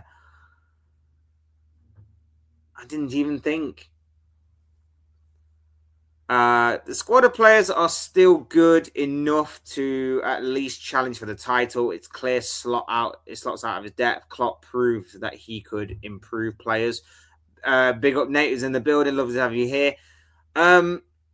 You're 100% right because Klopp was amazing at bigging players up and helping them to enhance their performances to levels I don't even think they could actually realize and recognize. You think about when we brought kids through the club, even the Carabao Cup final a few years ago. We finished that game with kids, and they played out of their skin to make sure we won that trophy. Klopp was an amazing man motivator. He was incredible at motivating players. He was incredible at making players believe in him, believe in his system. Even when things weren't going great, the guy still had players believing in him, and they would still run through brick walls for him. He was still phenomenal at all of that stuff. And that's what made him great. Now, you look at Arne Slot. Does that guy fill you with confidence? Does that guy make you feel like you are loved and you are a part of the team? Does that guy make you feel like you want to run through brick walls for him?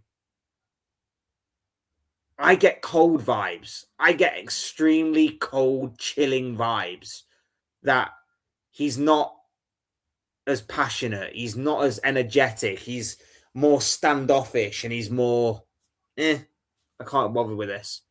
Klopp was involved, which is why the training videos you see, he's involved. He's having a laugh with the players. It's a proper feel-good atmosphere.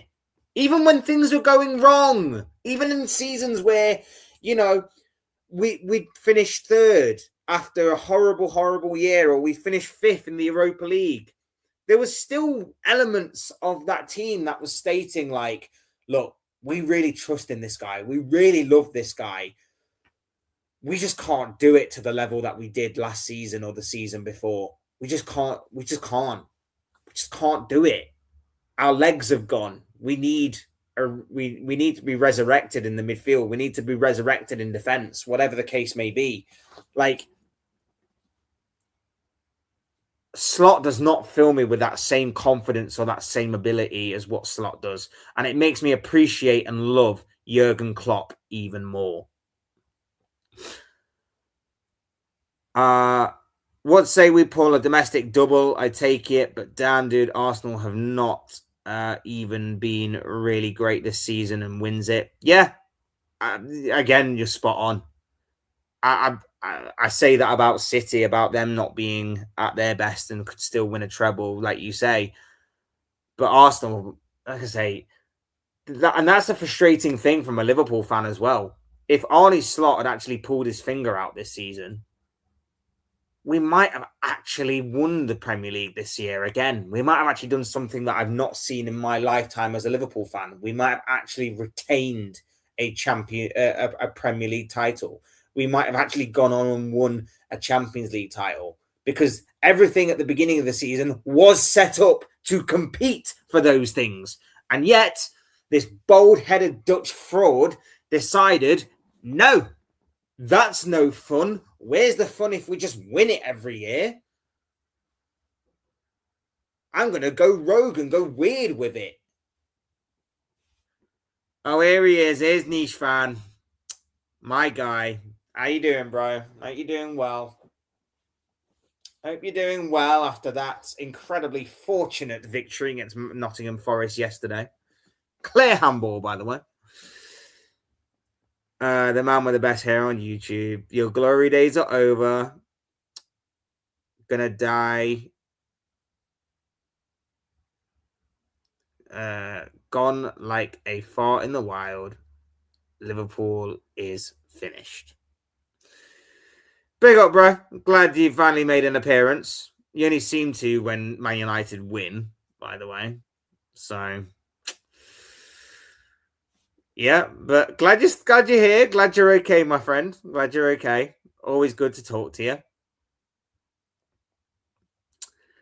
Pep is definitely in the question, but like you said, Sir Alex Ferguson is the GOAT. Yeah, just the way it is. I don't think anybody's going to build a legacy like what he managed to do and do the things that he managed to do with that United team over a long period of time. I just don't think that's going to be achieved. I want City to win it. We all know they cheat, so it's not winning anyway. Well, we'll obviously cross that bridge when we come to it with the 115, if we ever cross that bridge, that is. That's interesting. Another United fan that wants City to win it. We shall see. We shall see. Pep staying, can't see him leaving. Well, there's been a lot of talk that he will be leaving in the summer. Someone from The Athletic yesterday kind of mentioned that it does seem like he will be leaving this summer rather than next summer.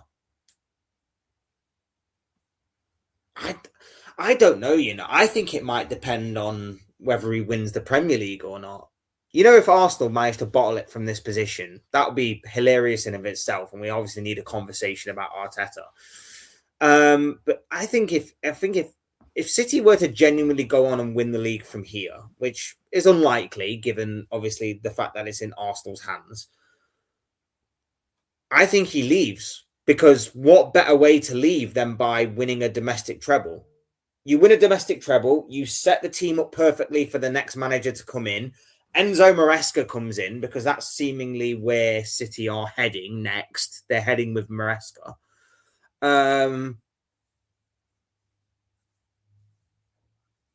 Yeah, I think it'd be a perfect way to bow out. You've rebuilt the team. You've set it up perfectly for the next manager. You've done wonders. You've done absolute wonders. But we'll see.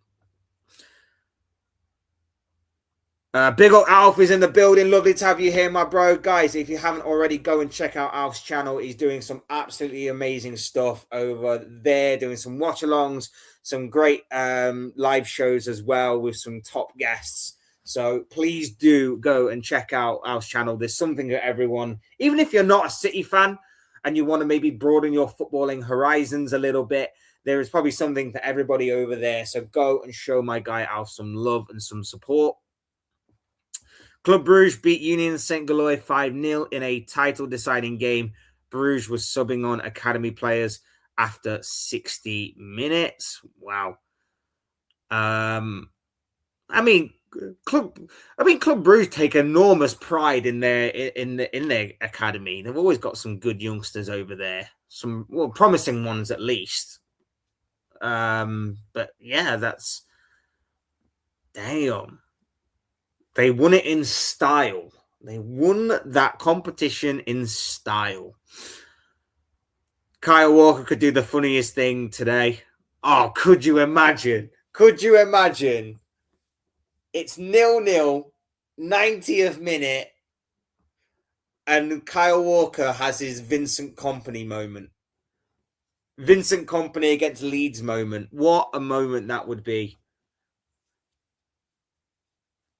I still worry, though. I still worry about Bournemouth for your lot on Tuesday.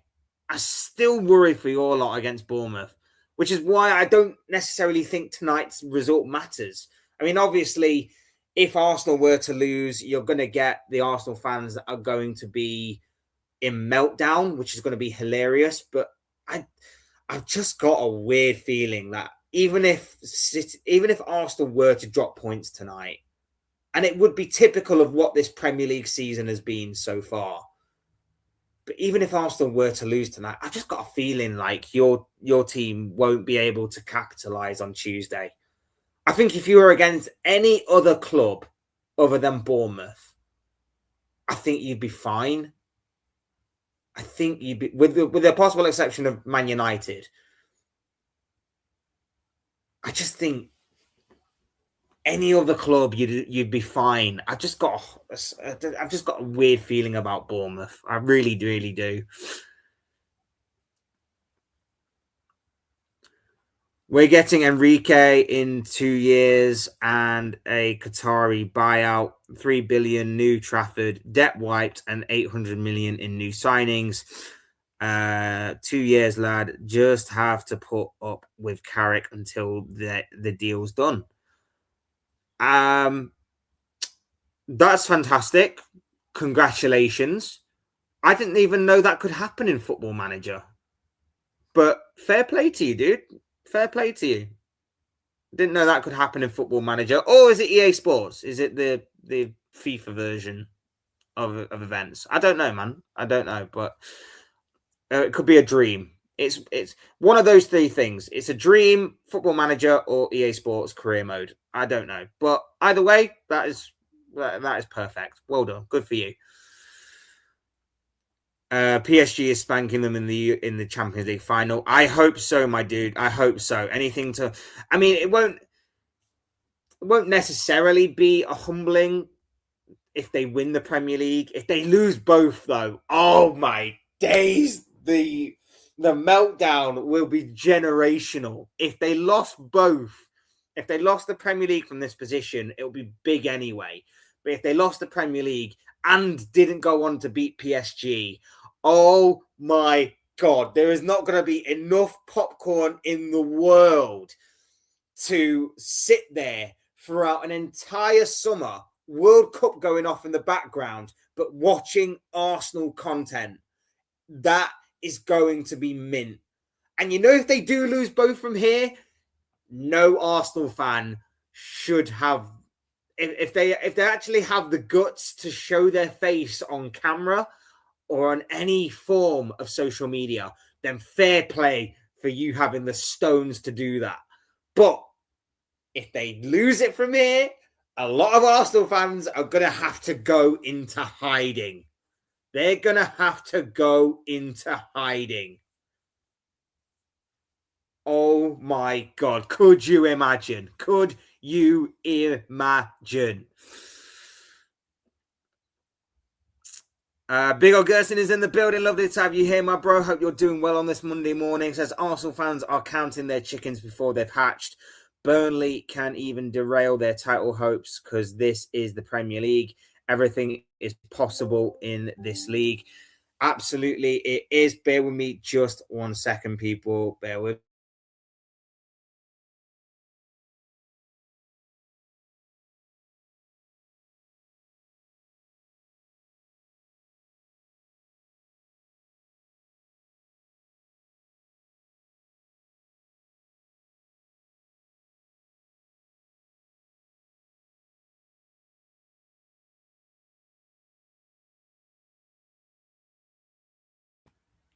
There we are. I'm back.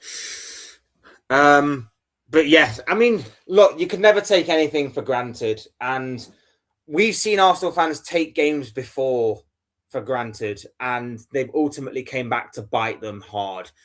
So again, if there's any Arsenal fan out there that's thinking that the league is definitely won, you may not know your club that well, because, like I say, that's happened before. I remember last season. When Liverpool were leading the race in the title race. There were a lot of Arsenal fans that were drawing up these Excel spreadsheets of here's Liverpool's next 10 games and here's Arsenal's next 10 games. And every game for Arsenal, barring maybe one, was like win, win, win, win, win, win, draw, win, win, win, or whatever. And every game for Liverpool was like, oh yeah, well, you'll beat like Ipswich, but then you'll lose to Brentford, you'll draw to Bournemouth, you'll draw to Brighton, you'll beat Everton, but you'll lose to this team. And they took it for granted. And if there's, like I say, if there's any Arsenal fan tonight that's going into it thinking that Burnley have no chance, I hope it comes back to bite you hard. I really, really do. But for me, from the outside looking in, look, if I had to make a prediction, of course I'm going to go with the favourite. Of course I'm going to think Arsenal are going to win. But I have hope. I have hope that Burnley can pull off an upset. Not only that, but it will make the final game of the season a lot more interesting. Because if Burnley can get a draw, and City win, it's going to make it a lot more interesting on the final day of the season. And here's why. Because I think Villa are probably going to win the Europa League on Wednesday and then be absolutely hammered. They're going to be hungover for their game against City on the final day of the season. Crystal Palace, at the same time, have got a Europa Conference League game coming up. So they couldn't care less about the final day of the season. So therefore, if you're going into the final day of the season with both teams level on points, I want to see who is going to absolutely smash it out in terms of goal difference. I want to see who is going to outscore the other, because that will make it interesting, because both teams are going to win the final game of the season. I'm already predicting that. Both teams are going to win the final game of the season. But if Burnley can get a draw tonight and City can win tomorrow night against Bournemouth, that sets it up for the goal difference season. And that will at least make it a bit more interesting than what this season's been so far. So I'm hoping that that's going to be the scenario that plays out to an extent. As long as City go on and win it, I couldn't care less. And I don't necessarily care that City win it either, to be perfectly honest with you. But anything to stop those annoying Arsenal fans from celebrating too much. Chelsea and Man United used to be I can't even say that word. The serious clubs. What? I don't know. I don't even know what I'm thinking there. The serious clubs. Man United only pick up points when they play one game a week. And that's going to be the big telling thing. When they go to 2 games next season. They don't have the squad for it right now, but a big summer, could obviously change things. But that's going to be the big thing. And that's why I wonder whether or not appointing Carrick as the full-time head coach was the right move or not. Because it's all right doing things when you're only playing one game a week. It's okay doing things when you are playing the basics of football. can be a little bit complicated when you're having to rotate, when you're having to go game to game to game to game rather than game, rest, game, rest. It's going to be an interesting season next season for Man United. Damn right it is. After Qatar buys in 2 years, we're targeting all of the best players. Right. Okay. Good for you, dude. Good for you. Just humor him a sec here, guys. Just humor him a sec. Yeah, but what can we expect from Crystal Palace then? Absolutely nothing. Crystal Palace. I wouldn't be surprised if Palace throw out their under 18s on Sunday. I wouldn't be surprised if Palace just go, here's a group of under 18 kids that we have never ever seen before, and you most likely may never see again. Good luck. Good luck. Big up Brawl Lover is in the building. Lovely to have you here, my bro. Hope you're doing well on this Monday morning. Lovely to have you here with us. It says, what's FSG thinking? I don't think they are thinking, to be honest with you, bro. I'm not going to lie to you. I don't think they are thinking. I think it is just a case of let's stick it out and hope for the best. Let's weather the storm and hope for the best. Xabi Alonso wasn't going to be the right choice anyways. He doesn't fit into the style of Liverpool's attacking football. Big up, I hope I'm pronouncing the name right, but Checks. I hope I'm pronouncing that name right. I apologize. I am not good with names. I am sorry if I've just butchered that name, bro. But thank you for being here. Really do appreciate you being here. Look, I think Alonso does something that I think modern football needs, and that is being versatile and fluid. I think he can go from playing a back three to a back four. We saw it at Leverkusen that maybe his games weren't exactly the most entertaining in terms of football, but there were a lot of goals, to be fair. He was always involved seemingly in a lot of games that provided a lot of goals, and especially a lot of late drama as well. So I respect Alonso so much in terms of I really did want him at our club. He may not have played the heavy metal football that Mohamed Salah's crying out for, or a lot of Liverpool fans are crying out for the days of Jurgen Klopp. But I think he could adapt a little bit. And I think we could adapt as well a little bit. I think there is a bit of compromise on both ends, that we could adapt a little bit more to a bit more flexibility, a bit more adaptability, and maybe he could adapt more to being a bit more attacking minded. And I think that could certainly have been the case if he had been the next Liverpool manager. As it happens, he's going to your lot now. I assume you're a Chelsea fan, by the way. I'm just making that assumption. I apologize if not. I don't know, just seemingly.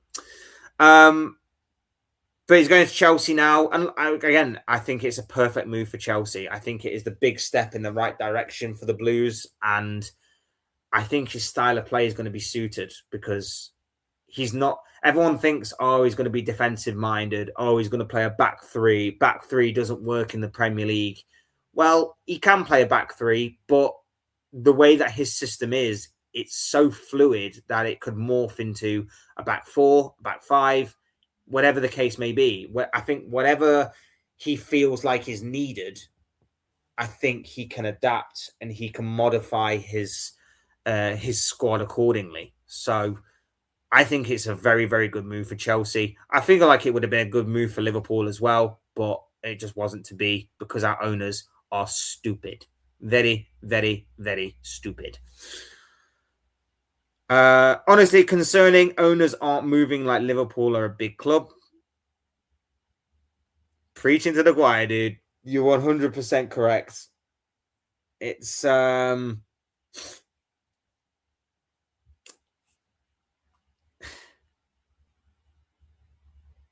don't know, man.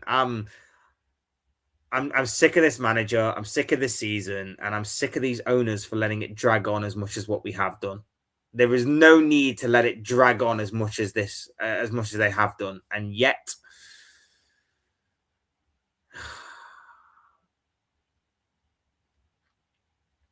And yet here we are. And yet here we are. You're 100% correct. I completely agree with you. References to the excuses on Jota. Oh, okay. Yeah, I'd say though I can't believe that we're still using those excuses. It's absolutely disgraceful. Absolutely disgraceful. As the team surely want to honor him by playing their best. Yeah. I mean, could you imagine how emotional it would be if we actually did win a major honor, and we're having the team photo at the end with the trophy and everything, and we just throw a Diogo Jota shirt over the trophy or something, or we hold it next to the trophy or something along those lines. Like, how incredible a gesture and emotion, a moment and an emotional moment at that would have been. Instead, we are using his tragic passing as an excuse for why we're not playing well. It's an absolute joke, and I hate it. I absolutely hate and despise what we've become by doing that. Big up. I hope I'm pronouncing his name right, and I genuinely do apologize if not. But Biku, if you have names that I'm not using, guys, make sure to tell me in the chat. I do genuinely apologize if I'm pronouncing your name completely wrong. But Biku, I hope I'm pronouncing that name right. I do genuinely apologize if not. I hope you're doing well, my bro. Lovely to have you here on this Monday morning. If we don't sack him, we are going back to 2014-15 era. I think we're already there. The final season of Brendan Rodgers, as I mentioned earlier, my dude, there are so many similarities between what we are going through right now and what we were back then before Klopp took over. It's unbelievable. And you remember as well, the Brendan Rodgers season where his final full season, we finished, what was it? Fifth or sixth? We finished fifth or sixth. It was Gerrard's last season. We had just got absolutely slapped by Stoke on the final day of the season. Ironically, another team that plays in red and white. So imagine what the Brentford game is going to be this weekend, right? We just got absolutely slapped up by Stoke. We lost 6-1. And we still went into next season with the guy. We still went into next season with Brendan Rodgers. And then we got to September. We sacked him. And by the middle of October, Jurgen Klopp had arrived. So, again, maybe our salvation, maybe our savior is going to once again come in the middle of October. But I, for one, don't want to have to wait until the middle of October to learn that next season is a complete write-off.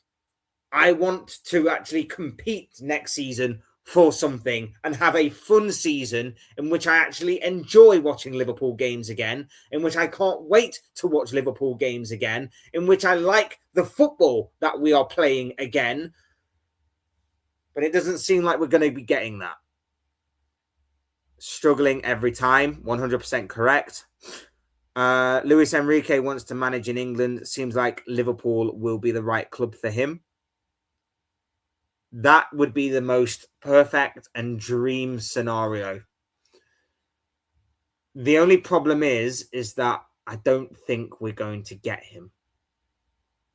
I don't think we're going to get him. As much as I want him, as much as I think he'd be perfect, I don't think we're going to get him. Unfortunate as it is. We'll go through these comments and then we're going to have to wrap up. Fletch, how are Burnley when it comes to players available for the Arsenal game and injuries? I'm not 100% sure, to be honest. I'm not 100% sure when it comes to Burnley, to be perfectly honest. All I know is that they've got their interim manager. It's not Scott Parker anymore. It's their interim manager, Michael Jackson. So I guess we are in for a thriller tonight. If Arsenal do go on and lose, it's bad. If Arsenal and Arteta do go on to lose, then Arteta needs to look at the man in the mirror. Are any of these Michael Jackson puns doing anything for people? Let me know. Let me know. I'm sure those jokes have been overused since that news broke, but yeah, I've got no idea. Eric 10 slot bag. Fair enough from Niche Fan. I think someone already made that joke earlier in the show. What's up, Abdul? Sorry, between you two. Big up Lee's in the building. Lovely to have you here, my bro. Hope you're doing well. Ultron, big up to you. Hope you're doing well. I read we don't want Barcola anymore. I'm disappointed because I like him. Is it a case of we don't want Barcola, or is it a case of Barcola doesn't want us? And to be honest, I can't blame him. Could you imagine we bring Barcola in and he's forced to sit on the bench for Gakpo? Embarrassing. But to be honest, I don't care about new players because Slot's not leaving. Exactly. We could go out and have the most perfect transfer window. We could go and get Adam Wharton. We could go and get Bruno Guimaraes. We can go and get whoever you want on that list. If money was not an object, we could go and get whoever and whatever you wanted. And guess what? We'd have the brains behind the operation that would not be able to put the entire operation together. Because last season I thought was pretty much perfect in terms of the transfer window. And look how that's turned out. Big up, bro. How you doing? Well, lovely to have you here. Says, so with Xabi going to Chelsea, who would you prefer if Slot goes? Me, Areola is Prem proven. I like Areola. I'm not. There's something about him I'm not completely convinced by. And the same goes with Oliver Glasner as well. I'm not completely convinced by Glasner.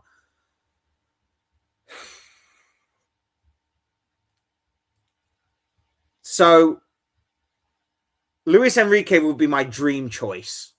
But there's a reason I say dream, because that would probably only happen in my dreams or maybe in a game of Football Manager. Xabi Alonso, like you say, is off the table. Nagelsmann, I could see Nagelsmann, but if he stays with Germany, then obviously probably not. Beyond that, I'm struggling for ideas. Beyond that. Those are the three. And I watch all Liverpool matches, so I have seen Mamardashvili. Whole team haven't performed, you mean? Yeah. The whole team's not performed. Like, I don't get why a lot of online Liverpool fans are digging out Mamardashvili. I just don't get it.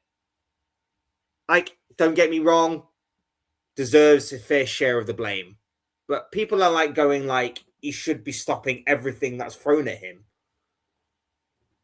I don't think he's been that bad. I really, really don't. I don't know what more the guy can do.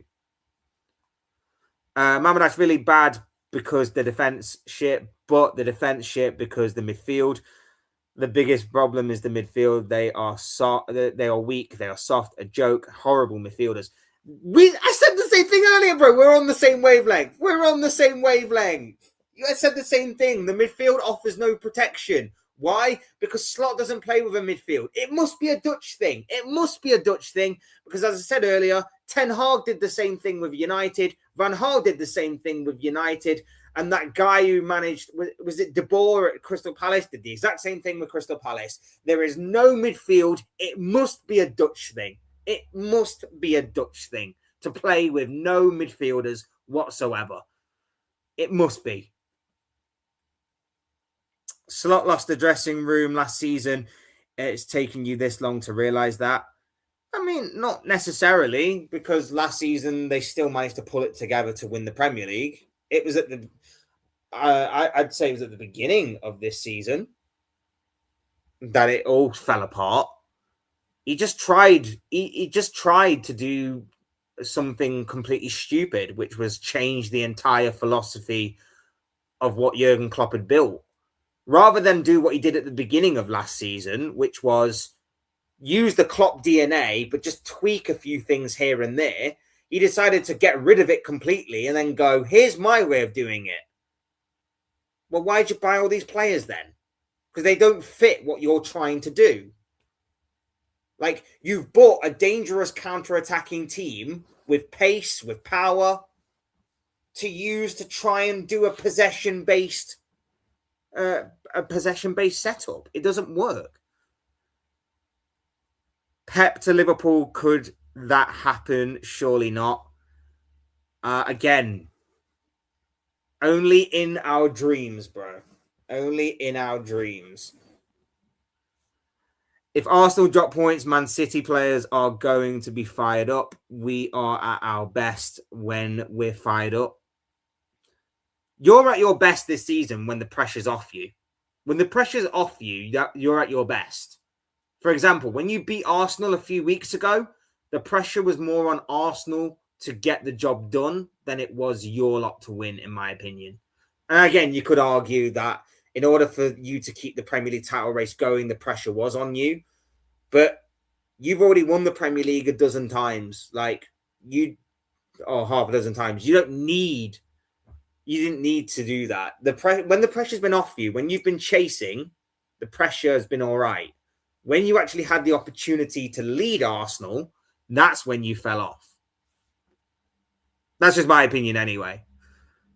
But you are right. When you have got an incentive to bite down on, you are normally relentless. And as a Liverpool fan, that's had the displeasure of getting 92, 96, 97 points in a season and still finishing second. Yes, that is frustrating. That is so incredibly frustrating. Bournemouth, really good. They deserve top 5, not us. Yeah, Iriola's done incredible. Iriola has done incredible. Like, if Arsenal win the league, the Manager of the Season award probably goes to Arteta 100%, and I can understand and agree with that.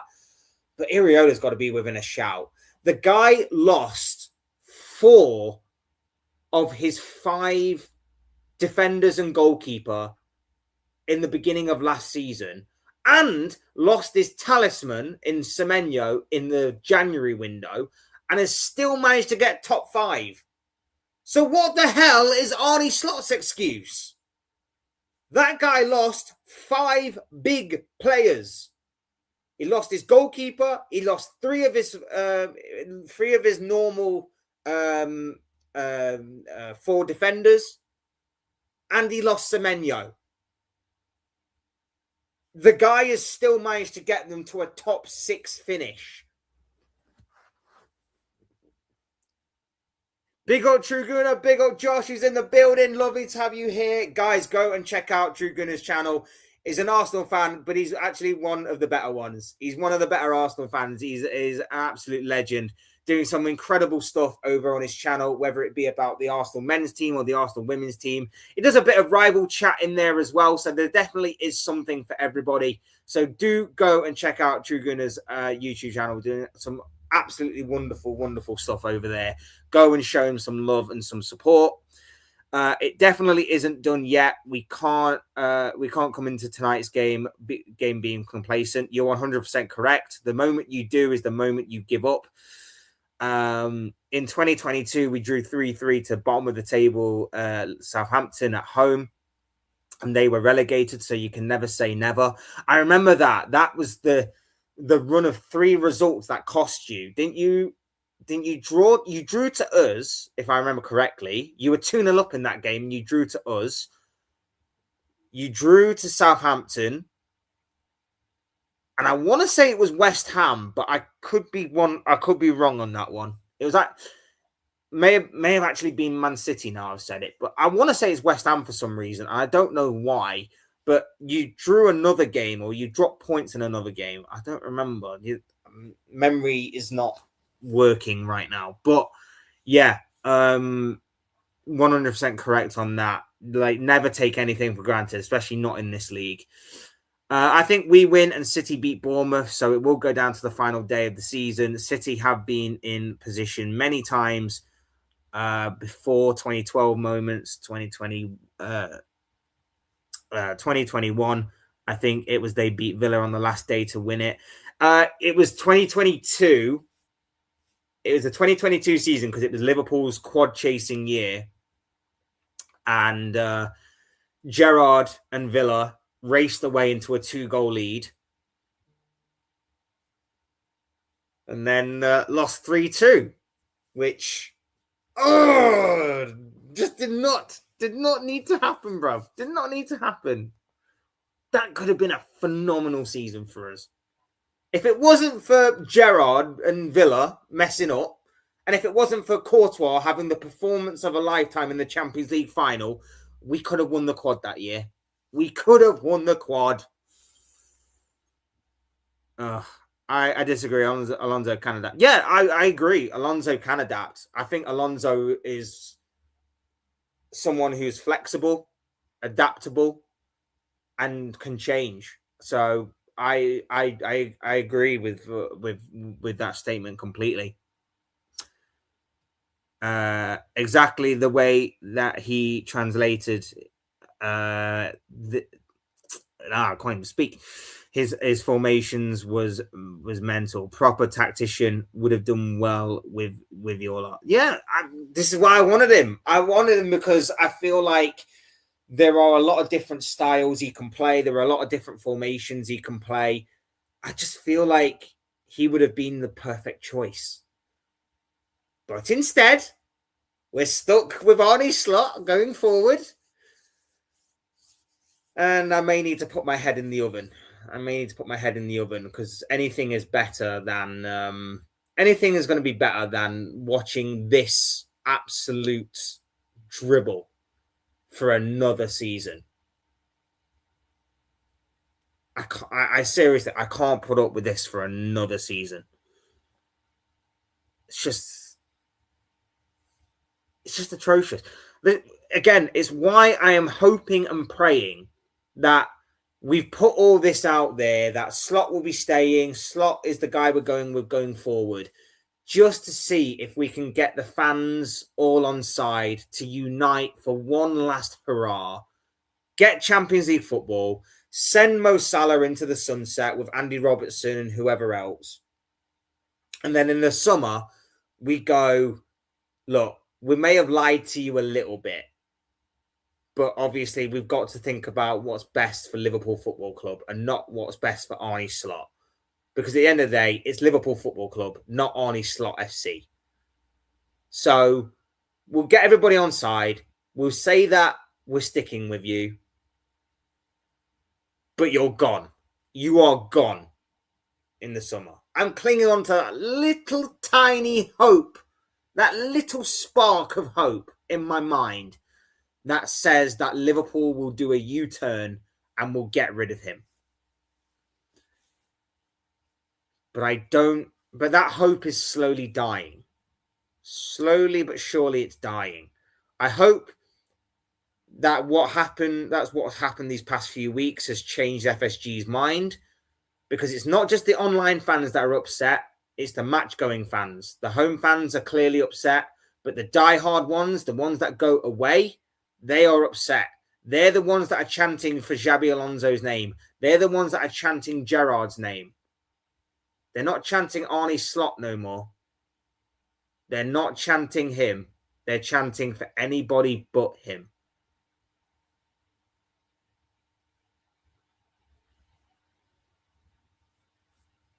So I'm hoping FSG are taking note. I'm hoping that they are fully aware of what the overall consensus is within the Liverpool fan base right now. Because if they're not, oh dear, it's going to be a long old summer. It's going to be a long, long old summer. And it doesn't matter what we do. It doesn't matter who we bring in. The mood is going to be completely deflated. I just read Liverpool want the Dumfries guy again. He's 30 and injury prone. Funny because they said Robbo and Salah too old. This club is a joke. Not only that as well, the guy is good going forward, but the guy is poor defensively. You know who supposedly is the exact same profile as that? Jeremy friggin' Frimpong. Why would we get another Dutch right wing back who's good going forward, but supposedly poor defensively? Make it make sense. This guy, there's no way. Plus, are you seriously telling me that although right back is a bit of an awkward area where, you know, Bradley's injury prone, Frimpong's injury prone, are you seriously telling me that we're looking at our centre-back options, we're looking at our defensive midfield options, we're looking at our even left-back options going into next season, or our winger options and going, you know what, we need another right-back. We need another right-back. Unless, and hear me out because this has got weight behind it, because it's the kind of bonkers and stupid thing he'd do. Unless he's thinking about moving Frimpong to be a permanent right winger or bringing Dumfries in as a permanent right winger, I don't understand it. And it would make sense because he's played Frimpong at right wing this season and it doesn't work. Imagine buying a right wing back and not playing him at right back. Imagine. I'm done with this guy, man. I'm so done with this guy.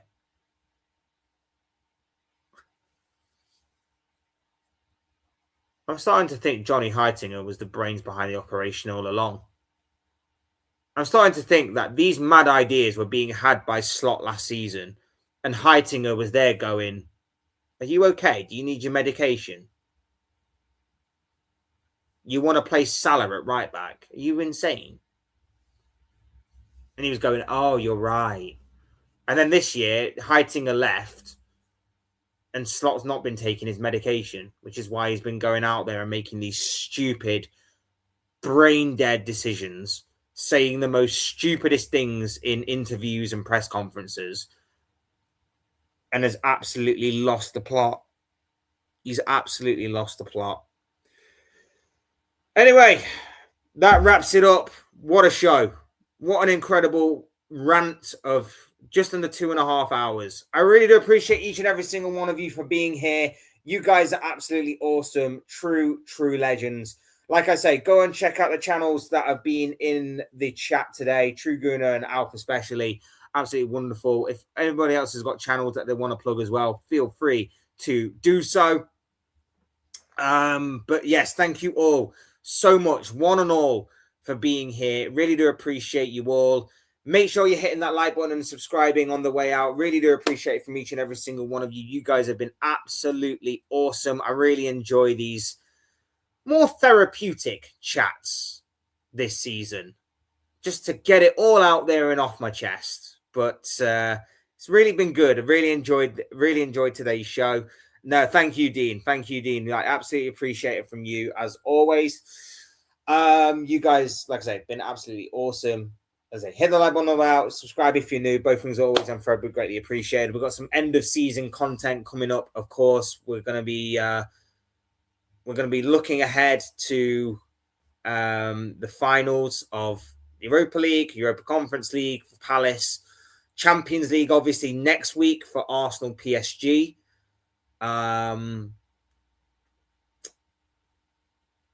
Obviously the final day of the season coming up this weekend, so we'll have Premier League predictions for that as well. We'll obviously have season reviews next week as well, so there's a lot coming up on the channel as we gear up to the final stages of this season. And then of course the World Cup stuff begins, so we'll be looking ahead to the World Cup and obviously doing some transfer window business as well as we head into the summer. So that's going to be massive as well. So yes, once again, really do appreciate each and every single one of you for being here. Hope you have a good rest of your day. And I will see and speak with you all again soon in another video or live stream or whatever it may be. Cheers, guys. Thanks everyone for watching. Take care of yourselves. Enjoy the rest of your day. I'll speak to you all again very, very soon.